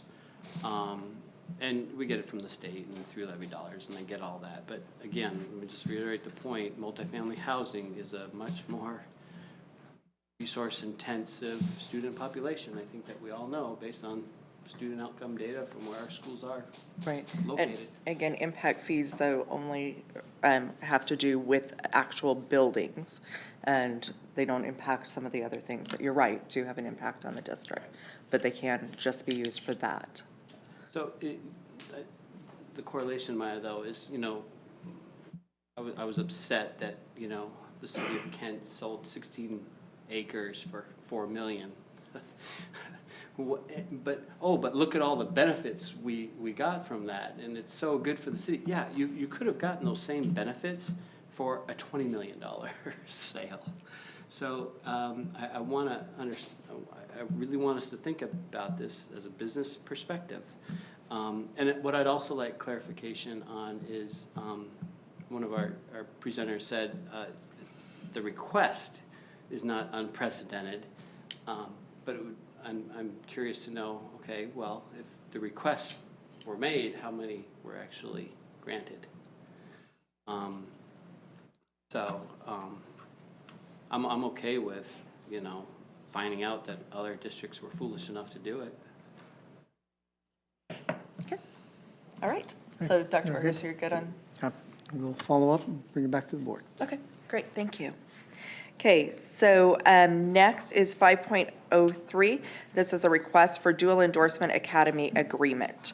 I am asking for a motion to approve the dual endorsement academy agreement between the Kent School District and Seattle University. So moved. Is there a second? I'll second that. Is there any further discussion or clarification? Again, very excited about this agreement, and it's a great opportunity for our staff and students. So at this time, I'll call for a motion. All those in favor, please say aye. Aye. Any opposed? Thank you. Motion passes. So next is 5.04, guest teacher rate modification to collective bargaining agreement. I'm asking for a motion to approve the modification to the guest teacher base rate of pay for KEA. So moved. Is there a second? I'll second that. Any discussion or questions? Have a little bit of discussion. Okay. So, I don't think it's enough. I know that we've made great inroads in our better managing schedules and PLCs on Mondays and Fridays that happen to correlate with higher sick leave, call-in days. But again, this is just so, from a health care background, this is so backwards to me that they're making $18.66 an hour. And a substitute warehouse driver, $19.45. So, again, I wasn't a big fan of us going to the entire employee population and say, hey, here's a 3.67% raise. We know you didn't ask for it, but here it is. But because substitute shortages have such a dramatic effect on our students' learning and a dramatic effect on employee morale, and we heard testimony after testimony, weepy guys that are losing their enjoyment because they keep getting yanked from their classes teaching things that they have no idea. I mean, grown men crying affect me. And when I see morale so dramatically affected, when we know lack of substitutes affect, it's a dead day for a lot of kids. And we've had a lot of dead days. I'm just going to implore us to keep going back to the drawing table. And just because we're at the top of a crappy market doesn't mean it's a good thing. I just honestly feel that when you can be a nanny on the east side and care for one kid and make $20 an hour, and we're paying someone $18.66 to try to educate 23, I don't get it. I just don't get it. So I'm going to vote yes because, wow, $7 more a day is better than not having $7 more a day. But I just really want to implore on my colleagues that, this is just weird. So, Thank you. Go ahead, Maya. Well, I'd just like to make a comment too in response that I'm pleased to see that we have increased it and that we're doing something to address it. And I see teacher compensation as a much larger problem than just Kent School District. And I know that we're doing things to address that here. And it's a big part of my advocacy efforts at the state level for increased funding for education. And I'm thinking I need to ramp up my efforts at the federal level too to begin to address it. Thank you, Ogda. Any other comments? All right. Well, go ahead and call for the vote. All those in favor, please say aye. Aye. Any opposed? Thank you. Motion passes. So next, we'll move on to our consent agenda. Is there anything that anyone from the board would like to pull from tonight's consent agenda for discussion? Is that a yes, Maya? Vouchers. Just had some questions on the vouchers. 6.04. 6.04, thank you. Anything else? Okay, so I will go ahead and call for the motion on the consent agenda minus 6.04. So moved. Thank you. Is there a second? I'll second that. Okay, all in favor, please say aye. Aye. Any opposed? Thank you. Maya, 6.04. So I had questions about 3 items on the warrants. The first one was the uniforms, SY, what that was for, if anybody can explain. I'm just wondering, I know Meadow Ridge is doing uniforms. I'm just wondering if it's for our school kids. Second one was the $41,000 charge to Commvault license expansion. I didn't know what that was, to government computer sales. And the third item was the Microsoft Surface Pro tablets, if we're testing that or what that was for. So those were the 3 expenses: the uniforms, the Volt license expansion, and the Surface Pro tablets. I'm going to address the Commvault and the Surfaces. Commvault is our backup software, and so as we add capacity, storage capacity, and add on more servers, we expect licensing cost for that. As far as the Surfaces, yes, that's part of our long-term strategic planning around device replacement. When we purchase devices for our one-to-one program or for our staff, we tend to buy in thousands of quantities. Last year we bought several thousand units, and the year before that we bought almost 6,000 units. So we have to buy these devices in smaller quantities to test to see how they would work, what the support requirements would be, and what the support structure needs to be. I think every vendor is willing to commit to you that it's going to work and it's flawless and there aren't any issues. And until we actually get them into the hands of kids or the superintendent, we don't really know whether it's going to last the entire 4-year period of time or not. And so, yes, we do have a small pilot going with Surfaces among administrators and our classrooms to see the viability of these devices for our secondary one-to-one program as well as our newly adopted elementary one-to-one program. Selfishly, I was asking for the board too, if we would be getting, because stop. I can't, I'm serious about it because, we can't print anything. We can't read or type anything on Word. We have to use our personal computer. And so that sort of negates the whole reason why we have a separate unit. So I think I don't know, we should think about that because the whole privacy issue. Well, we do have a standard package for board members to select from, and so I'll work with Ms. Everett and Dr. Vargas to get that to you so you can select from the list of what you need. And Okay. we'll take care of it. Okay, thank you. With regard to the uniform, I don't have that information. I'll have to get it for you. Okay, 'cause there's quite a bit of expense there. Okay, thank you. Okay, all right. So you're okay if we call for the vote on? Yeah. Okay. So all those in favor of 6.04, please say aye. Aye. Aye. Thank you. I don't think I called for the first and the second, but do you want me to redo that? So moved. Yeah, so moved, thank you. Karen moved it, Agda seconded it. All those in favor, please say aye. Aye, thank you. It's like, wait, that felt backwards after I did it, so I apologize.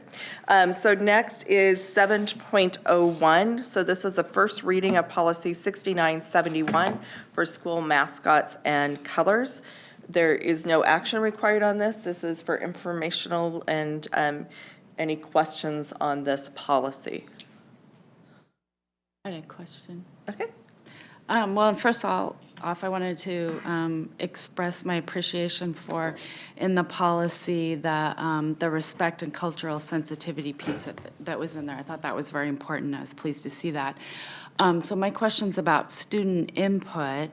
So for schools that have site councils, it talked about the site council making the recommendation, but I don't know if students are on site councils, and it seems to me it'd be really important to have student input in the mascot decision.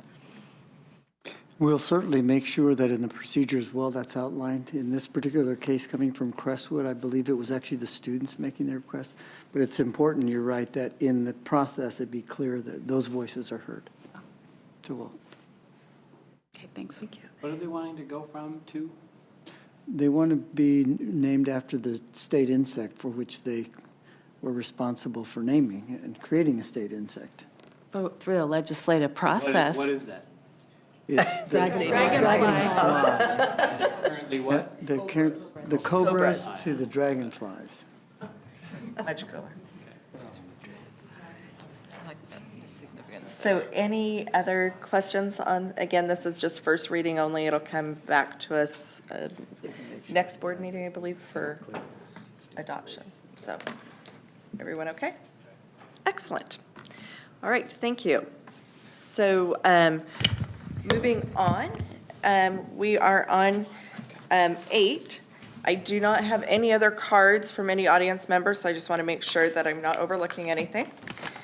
And so we will go ahead, Dr. Vargas, with Superintendent's report, please.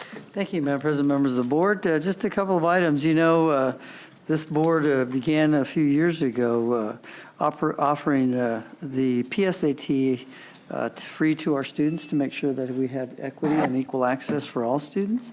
And of course, the SAT as well.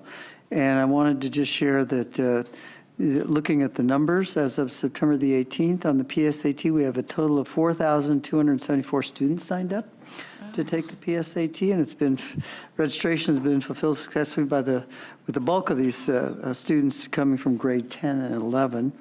And as far as the SAT, we have a total of 1,970 students signed up, which is very significant when you look at past signups. So we're very excited about that, and bulk of those are seniors, of course. The other thing I wanted to mention is our overall enrollment continues to grow, so we're down just 40 students now from our projections.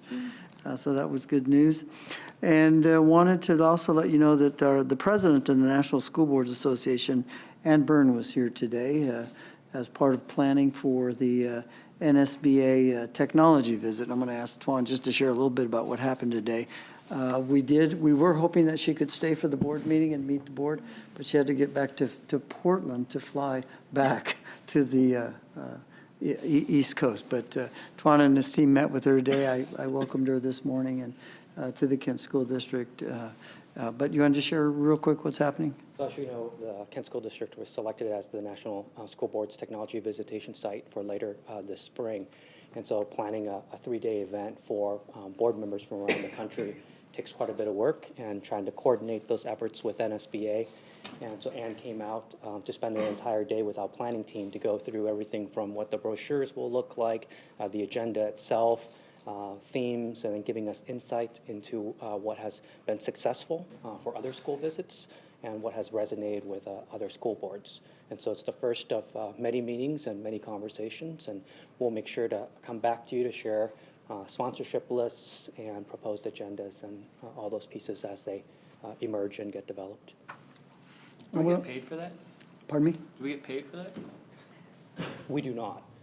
But the entire event will be funded either through NSBA itself or through vendor sponsorships. What are they paying for?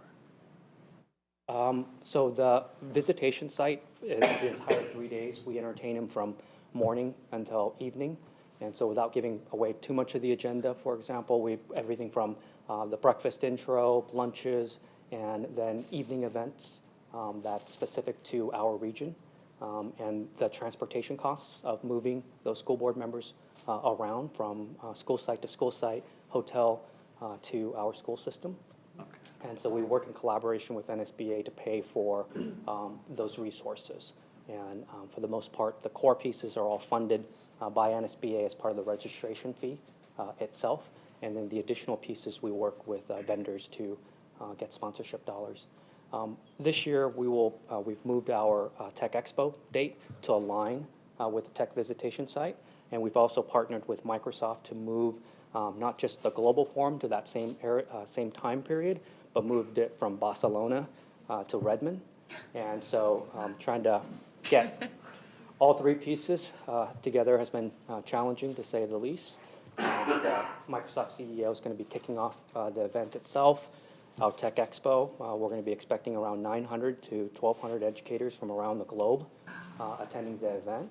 And so it's going to be, what we get out of it is just massive knowledge sharing from not just the globe entering our classrooms, but an opportunity for us to share the best practices we've learned along the way. The other piece is, as you know, we serve as an international visitation site and a national visitation site. We're hoping that instead of having visitors every other week that we're hosting, we can consolidate it into one visit. So. And you're going to do it still at the Showware? Yes, sir. We got to talk about that, man. I'm serious. It's just not big enough, especially now. But Yeah. it's just, it's not. I think the challenge is when there are bigger places we can have that. I think the challenge is this is a community event, and we want to bring our families into Scale it down then. Can't say yes to every vendor that wants to come. We don't. It's We- bad. It's Our going to be. students. We don't. We have a cap, and we're always sold out on that cap. You can have too much of a good thing. You really can, and it ruins it. And I'm just telling you, it was, for me personally, I don't know, maybe I'm just claustrophobic, but it takes some of the enjoyment out when you're just hot and sweaty against everybody and can't really see what's going on because there's 10, 20, 30 fifth graders standing in front of you. So every year we refine the show itself. Maybe organize the it booths a get little a bit little better. larger. Yeah. We consume more space, I just- and we just I'm keep super getting a little bit nervous. larger. And so I will. Lights or different hours, different ticket. I really seriously, I think we need to talk a little bit more. We'll definitely take the feedback back to the team. But what a great opportunity, though, to showcase our district, and yeah, this is awesome. It's a great problem to have when you think about, the opportunity for our community to look at the investment they're making in technology with the levy, for our parents, our kids, our businesses, and bring them all together. And then to have the national school boards come and see what's happening in the Kent School District, not to mention a global forum. And having participated in the global forum, it's really amazing to look at what 97 other countries last year were doing with technology and just where the Kent School District is on the cutting edge of that. The last piece I'll add to that was what Anne reflected back to us after we shared our proposed agenda and some of the themes that she wanted us to definitely point out was the leadership of the board. She would really like us to focus on the sustainability piece. Very few systems have had technology for as long as we've had, and how integrated the technology components are into the teaching and learning process itself. And then the sense of community with the Tech Expo and the changing demographics, and yet the support and the united work of our entire school system. And so that's one of the sessions that we'll be working into the development, is encouraging the board to participate, to talk to other school board members. Oh, great. And just to underscore, I'm sorry, go ahead. Oh, well, that was going to be my question, is I was seeing this as a great opportunity for us up here to network with the other school board directors who'll be here, so I'm hoping that was built in, and it sounds like it is. Great, thank you, Dr. Vargas. I just wanted to underscore that because one of the things that we presented, in fact, we've been asked to present in November as well in Miami to a forum, a global forum that Microsoft is putting on there. But they're very, very interested in how community can make such an investment sustainable. That's really been key, because a lot of what's we see happening are these investments, but they're not sustainable, and over time, they really don't make the impact that we want to see. Particularly nowadays with the focus on technology, you've heard of some of the stories around the country. I won't mention places, but I think we all know, where districts and boards have attempted to go to scale and have not been successful because they didn't have the very methodical approach that the Kent School District has had, and they didn't have the stability of multiple boards over all these years continue to support that investment to be able to continue to build on the success and be able to continue to stay up to date with not only the infrastructure needs, but the devices and such. So that's one of the things when we present, they really want to hear about. They want other boards to see that it really takes a community to be able to support this and the elements to that, and the leadership and the vision of the board to make it a priority, even through dark budget times. So I just wanted to point that out, because that's one of the reasons people look to the Kent School District, is they want to know, how do you do this and make it sustainable? Great. The only other thing I'll mention is we do have our fall graduation coming up. We have a very special honorary graduate that we'd like to share a little bit with you. I'm going to ask Chris to just share just a little bit, because I think it's pretty exciting. Members of the board, Dr. Vargas, President Strauss, glad to be with you tonight. We've been dealing with big things and big numbers and big ideas, and I want to bring it down to one story for you real quickly. Henry Friedman is a gentleman, 87 years old, who has been investing into our students for the past 20 years, speaking year in and year out at our annual KSD Holocaust symposiums that we hold in the summer, each spring. At a time in the 1940s when most young men and teenage boys are worried about sports and classes and pressing their dates, he and his family were worried about staying alive. And in 1941, the Nazis invaded Brody, Poland, now part of the Ukraine, where he and his family were living. And from that point forward, he wasn't worried about sports and girls. He was worried about life and death. And in 1942, when a neighbor ran into their house and said, "The Gestapo is coming for you right now," they knew they had to get out of the house, because the Gestapo was taking the approximately 11,000 Jewish community members of Brody and putting them into a nearby concentration camp. By the end of the war, there were only 100 Jewish people left in Brody. And Henry Friedman and his family were part of that 100. They went to another neighbor's house and hid in a loft above the chicken coop. They thought it would just be for a little while. 18 months later, they were liberated by the Russian army that came through. And in that time, they had family members pass away in a damp, cramped area filled with hay, so much hay that they weren't able to tell whether it was day or night for 18 months. Mr. Friedman obviously survived. He moved to Seattle in 1949. He became a member of the United States Army. He married, had 3 children, and he has gone on to be one of the founders of the Holocaust Museum in Washington, D.C. He's the founder and chairman of the Washington Holocaust Education Resource Center. He's an award-winning author and popular lecturer, and he soon will oversee the grand opening of the Henry and Sandra Friedman Holocaust Center for the Humanities in downtown Seattle. Mr. Friedman was not able to attend his high school graduation because he was in that cramped hayloft, and it has bothered him his entire life. And because of his close affinity with our school district, he has asked if he could wear a Kent School District cap and gown and receive his honorary graduation, his honorary diploma. We have 7 students that have met their graduation criteria over the summer. And as you know, we usually do that in the fall. Mr. Friedman has agreed to be the commencement speaker for that event in 2 weeks. And he will also receive, assuming that you approve that idea tonight, he will receive his honorary diploma. Dr. Guri has looked into it for us. There is precedent in the state for this, not specifically for Mr. Friedman's situation, but honorary degrees have been granted and allowed by State Senate Bill 6467 that allows those who were interned in our camps here in the state of Washington, the Japanese internment situation, another sad part of human history. Those folks have been able, school districts are allowed to give those. We check with OSPI and they think this is a wonderful idea. There's nothing no regulation, no policy, no law that prohibits it. It's just a matter of, do you allow it? And so speaking as a son of a World War II veteran and the nephew of a World War II veteran who didn't come home, dying on the shores of Normandy, trying to free people from that sort of tyranny. I hope you will allow that. Can we actually have it printed? Yes. So And- it's not a blank folder? No, Dr. Hong has been working with Jostens. It'll be a Kent School District special diploma. It'll be an official honorary diploma. Yeah, very cool. A good wooden frame? We can.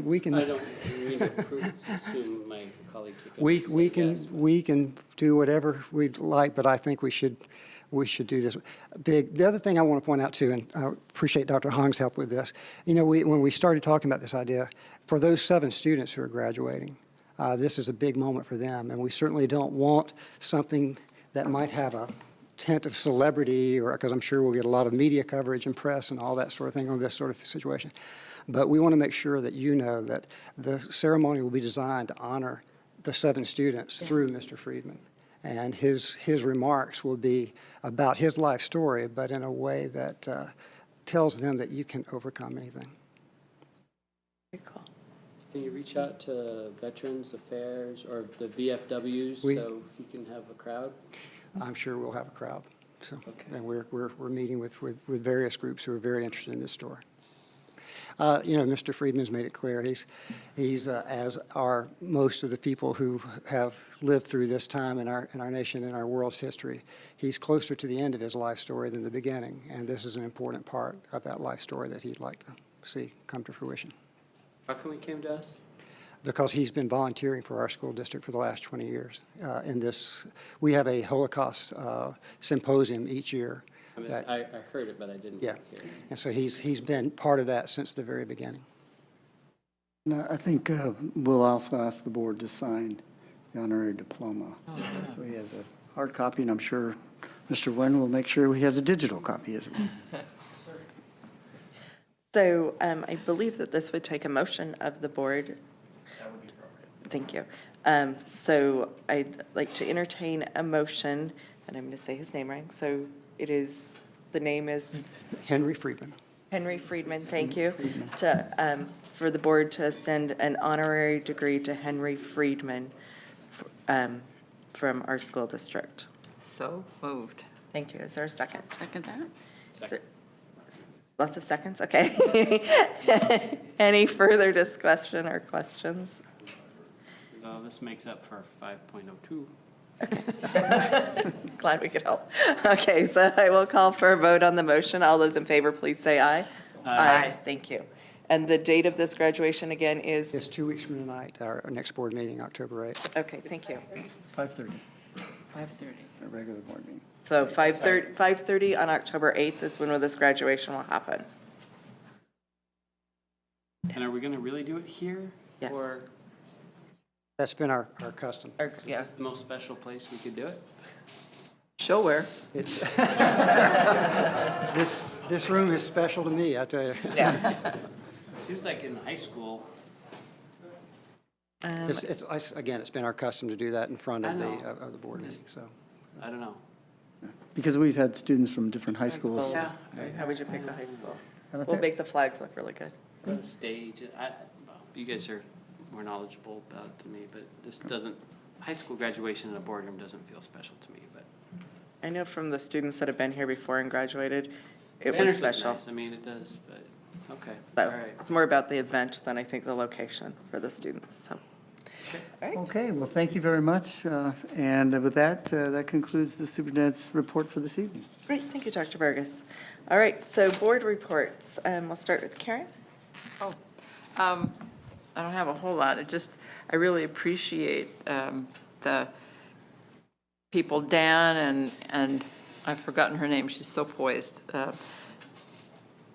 In the Creative Media Center, working on our bios and being so patient, and Chris having to repeat what it is, we were saying, till we got enough juice or whatever.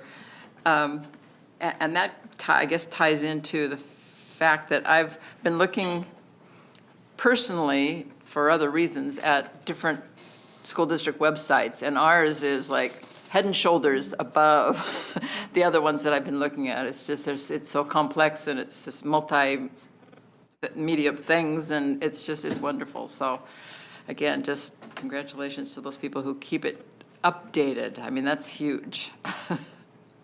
Great, thank you. Agda. Okay, I have a couple different things. I attended the Community in Schools event that was to thank volunteers, and it was a wonderful opportunity. I got to meet the 2 new site coordinators.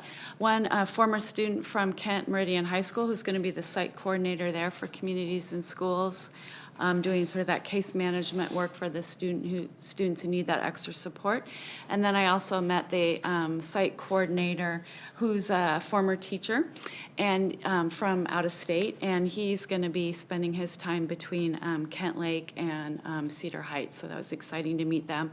Also, at that event, I had the opportunity to talk with one of the board members from Communities in Schools who works for Green River Community College, and he was telling me really exciting things about their partnerships with us in terms of our iGrad program, and then also in partnership for Running Start students from Kent Phoenix Academy. And both conversations were really about how do we make it so the transition, and so that our students will be successful when they go on to Green River, either as Running Start students or when they transition from iGrad there. And so that was really exciting hearing that. Then I also, as you all know, I just came back from the WASDA, the Washington State School Directors Association Legislative Assembly, and I sent you all my written summary report from there. And so I wanted to call out a couple highlights. A couple things I'll mention is that, and we've gotten emails about this too, to urge you to vote in the WASDA officer elections if you haven't already, and those are due by Friday. And the 2 positions are contested, so be good for you to weigh in on your thoughts on those. And then also the Region 2 Directors Meeting is coming up next week, September 30th in Enumclaw. And I always find those meetings very valuable for networking with other school board directors and getting updates from OSPI and regarding the legislature and stuff. So urge you to connect with Kathy about registering you if you can go to that. Then in terms of the Legislative Assembly itself, I'll mention highlights about the conversation about the upcoming legislative session related to the budget. The first, as part of the 2-year budget process, the governor's budget will come out in the fall, and the first one is going to be really, really scary because it will be with existing revenue is what the governor has to do. And so that, as I said, that'll be a really scary budget.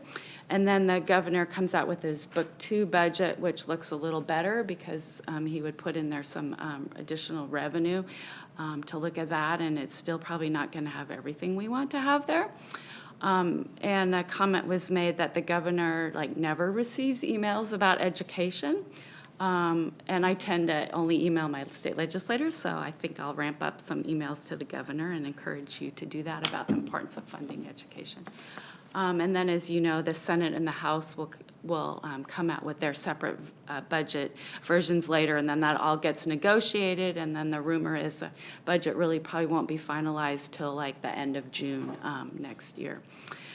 I was a little hopeful.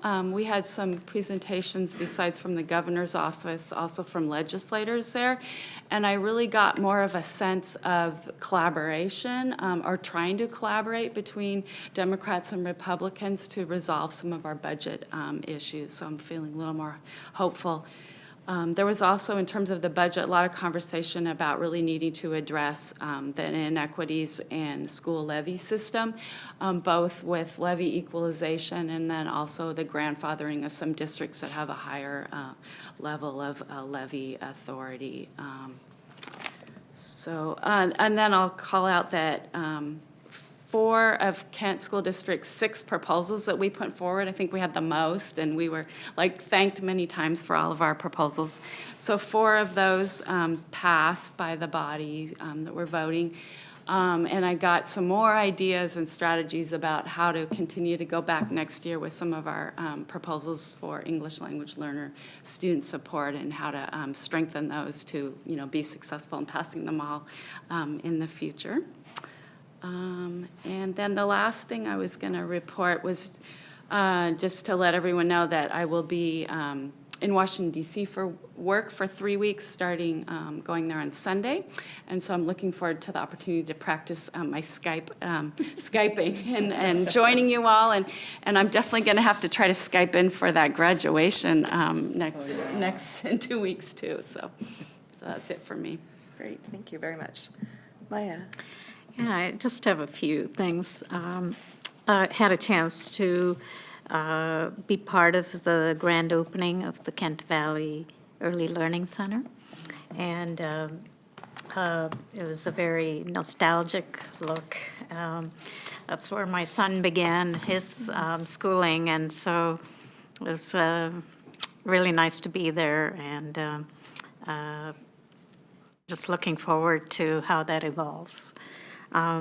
Second thing is that been part of the roadmap, was part of a meeting that AGDA invited me to take part with other board members of the roadmap districts. And they had a really rich discussion. We had a rich discussion on equity policy. And as you know, we've started the Equity Network, and I know there will be a movement. But there's also a discussion about professional learning environment for board members within the Equity Network. And so I was able to share some of the things that Dr. Johnson started, and some valuable things. She gave us sample policies. And still can't believe I was head of the co-chair of the ADE at one point, and prior to that, the DTF. And it's hard for me to believe that we never had a board policy on equity. And so I'm really looking forward to having us all share some ideas, including with board members, other board members. And then I've been part of the Chamber Education Committee, Kent Chamber Education Committee, and I can't take credit for any of this. Dr. Del Giudice, Dr. Hong, Mr. Bilyeu have been really instrumental in working with our chamber, and I also have to give a lot of credit to Andrea Kaikla. I think for the first time, I don't know, in many, many years, we're seeing a real drive and a push to have our business community involved with our kids in multiple ways, not just the Educate the Educator program, but also with internships, middle school, career fairs, as well as promoting the mentoring within our business community. So I'm really hopeful about that. And, well, there are a bunch of stuff coming up, but I just also wanted to talk about Trader Joe's opening up in Kent. When? I can't stop. I have to, September 30th. I think 12 noon, I'm not sure. 10 or 12 noon, but check the website on that. But it's exciting, and they're really helping the Kent Food Bank, which I'm on the board of, so I'm really happy about it. They're going to be donating all their food to the Kent Food Bank. And the Kent Food Bank breakfast, again, is on October 10th. I know a lot of you are attending. There's going to be 2 tables, probably. If any of our board members would like to join. You said it's a breakfast? October 10th breakfast, yes. 7 to 9. Great, thank you. Russ? So really nothing. Agda, thanks for all that you do. I mean, it's long hours. It's a lot of time away from the fam, but thank you very much for putting in those long hours. It obviously is a big bang for your energy when we get good stuff passed. So thank you for doing all of that. I only have one thing, and it was personal, but it's a lovely thing to have students and being a board member, because it does bring it home. And went to the KM open house. And I thought it was really well done. Appreciate Dr. Hung being there. late on a weekday night. The teachers were very, very friendly. It just had a really good vibe to it, a good feel to it. Love the fact that my kid goes to, the school there. And the only thing that maybe with other open houses is Wade referred to it as the parental involvement. It was pretty quick. I mean, he did a great job, but because he had a lot of information to cover in a very short period of time. But again, I'd really love to just double down on how key it is for parents to get the Skyward app on their smartphone and or go to the library and look up their kid's grade book and their attendance. And so the more that we can do when we have a captured audience of parents to really, really engage them. And I almost got up. I was really close to getting up and just saying, no, you don't understand what he's saying here. You got to get more involved. So in any event, really had a good time at that. And I do plan on going to Enumclaw. So if you want to carpool. I'll be in DC. Oh, yeah, if you're going to go, we can carpool if you want. It's a little bit of a haul. They provide very good salted caramels. Oh, they do? That are from Enumclaw, so we'll enjoy those. That's worth it. We'll bring some back if you can't make it. Okay, So thank let me you. know if you want to go. Were you done? I just wanted to make sure I wasn't Yeah, interrupting. just let me know if you Oh, want. okay. So I also got to go to the grand opening of the Kent Valley Early Learning Center, and which was really fun to see all the people there and the excitement from the kids. I had to laugh a little bit because as we're going to cut, and we have the big scissors, one of the kids, we were supposed to be 1, 2, 3, and one of the kids cut on one, but it was It was September. It was perfect. They were very excited, so, and it was really, they came out after only being at school for a few days, coming out singing their school song, which was just amazing that they knew it. So, very fun to see those kindergartners and the excitement and all the things good things that will be happening there. Do they have a mascot? Do they have a mascot? I don't think. The Cobras. Transfer. Go for the dragonfly first. The other thing, just as an update to the board and everyone here, the Kent Schools Foundation is up and running. We've received our 501c3, so we are now registered with that. And so one of the things that we're hoping is that maybe with the United Way campaign that will be coming up, that folks might choose to the Kent Schools Foundation. Some of the projects, in case you don't remember, that we are looking at right now is one, a music refurbishing thing, kind of similar, I guess we could equate it a little bit to the Cinderella Project. So we know that we have a lot of students that go through music and don't continue after high school, and maybe others, and working for a way that we can take those instruments back in. We're working with a couple of different places to see if we can get someone who might want to refurbish some of them, do some repairs on them as well, and then be able to offer those back to our students who may not otherwise be able to participate in music programs is one of the ones that we're looking at. Another one that we're looking at is offering grants for teachers to be able to do different projects or certain criteria that we've come up with and different things. So we're in the big part of the fundraising kickoff, trying to get more interest. So we're also looking for board members. So if you know anyone who's interested in helping us with this foundation, we think we've got, 10 board members now. We added 2 new ones the other night. So we are interested in growing this and very excited to partner with the district and see the different things that we can do from a community standpoint to help our district in ways that might be somewhat non-traditional to help with different things. So just wanted to throw that out there. Very excited about that. Can I just punctuate that one quick sec, because I forgot, because I was Deb and I are the ex officio board members. We really desperately need business folk that are not white, Hispanic, Black. We really need some resources that are in this community because we are too top heavy. We're not reflective of the district, and so we're very aware of that. We need business folk.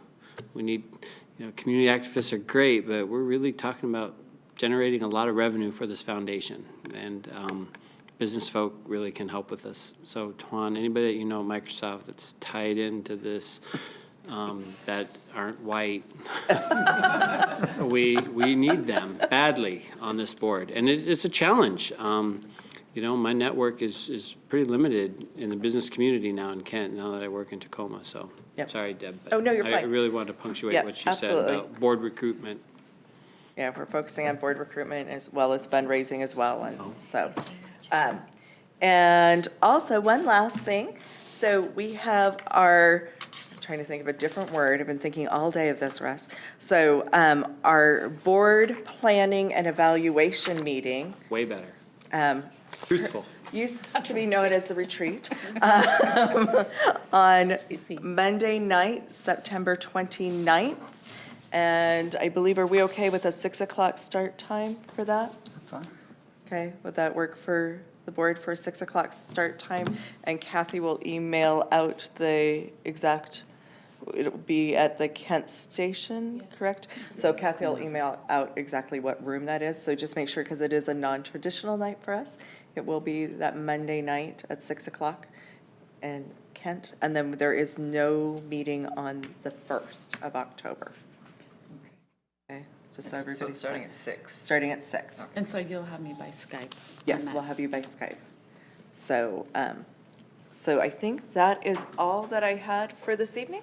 So, again, thank you to board members for all that you do, and also for everyone else. I know I'm hearing great things about what's happening in our schools as we start off, so thank you for all your hard work, and thank you for being here tonight. Please drive safely. We are adjourned.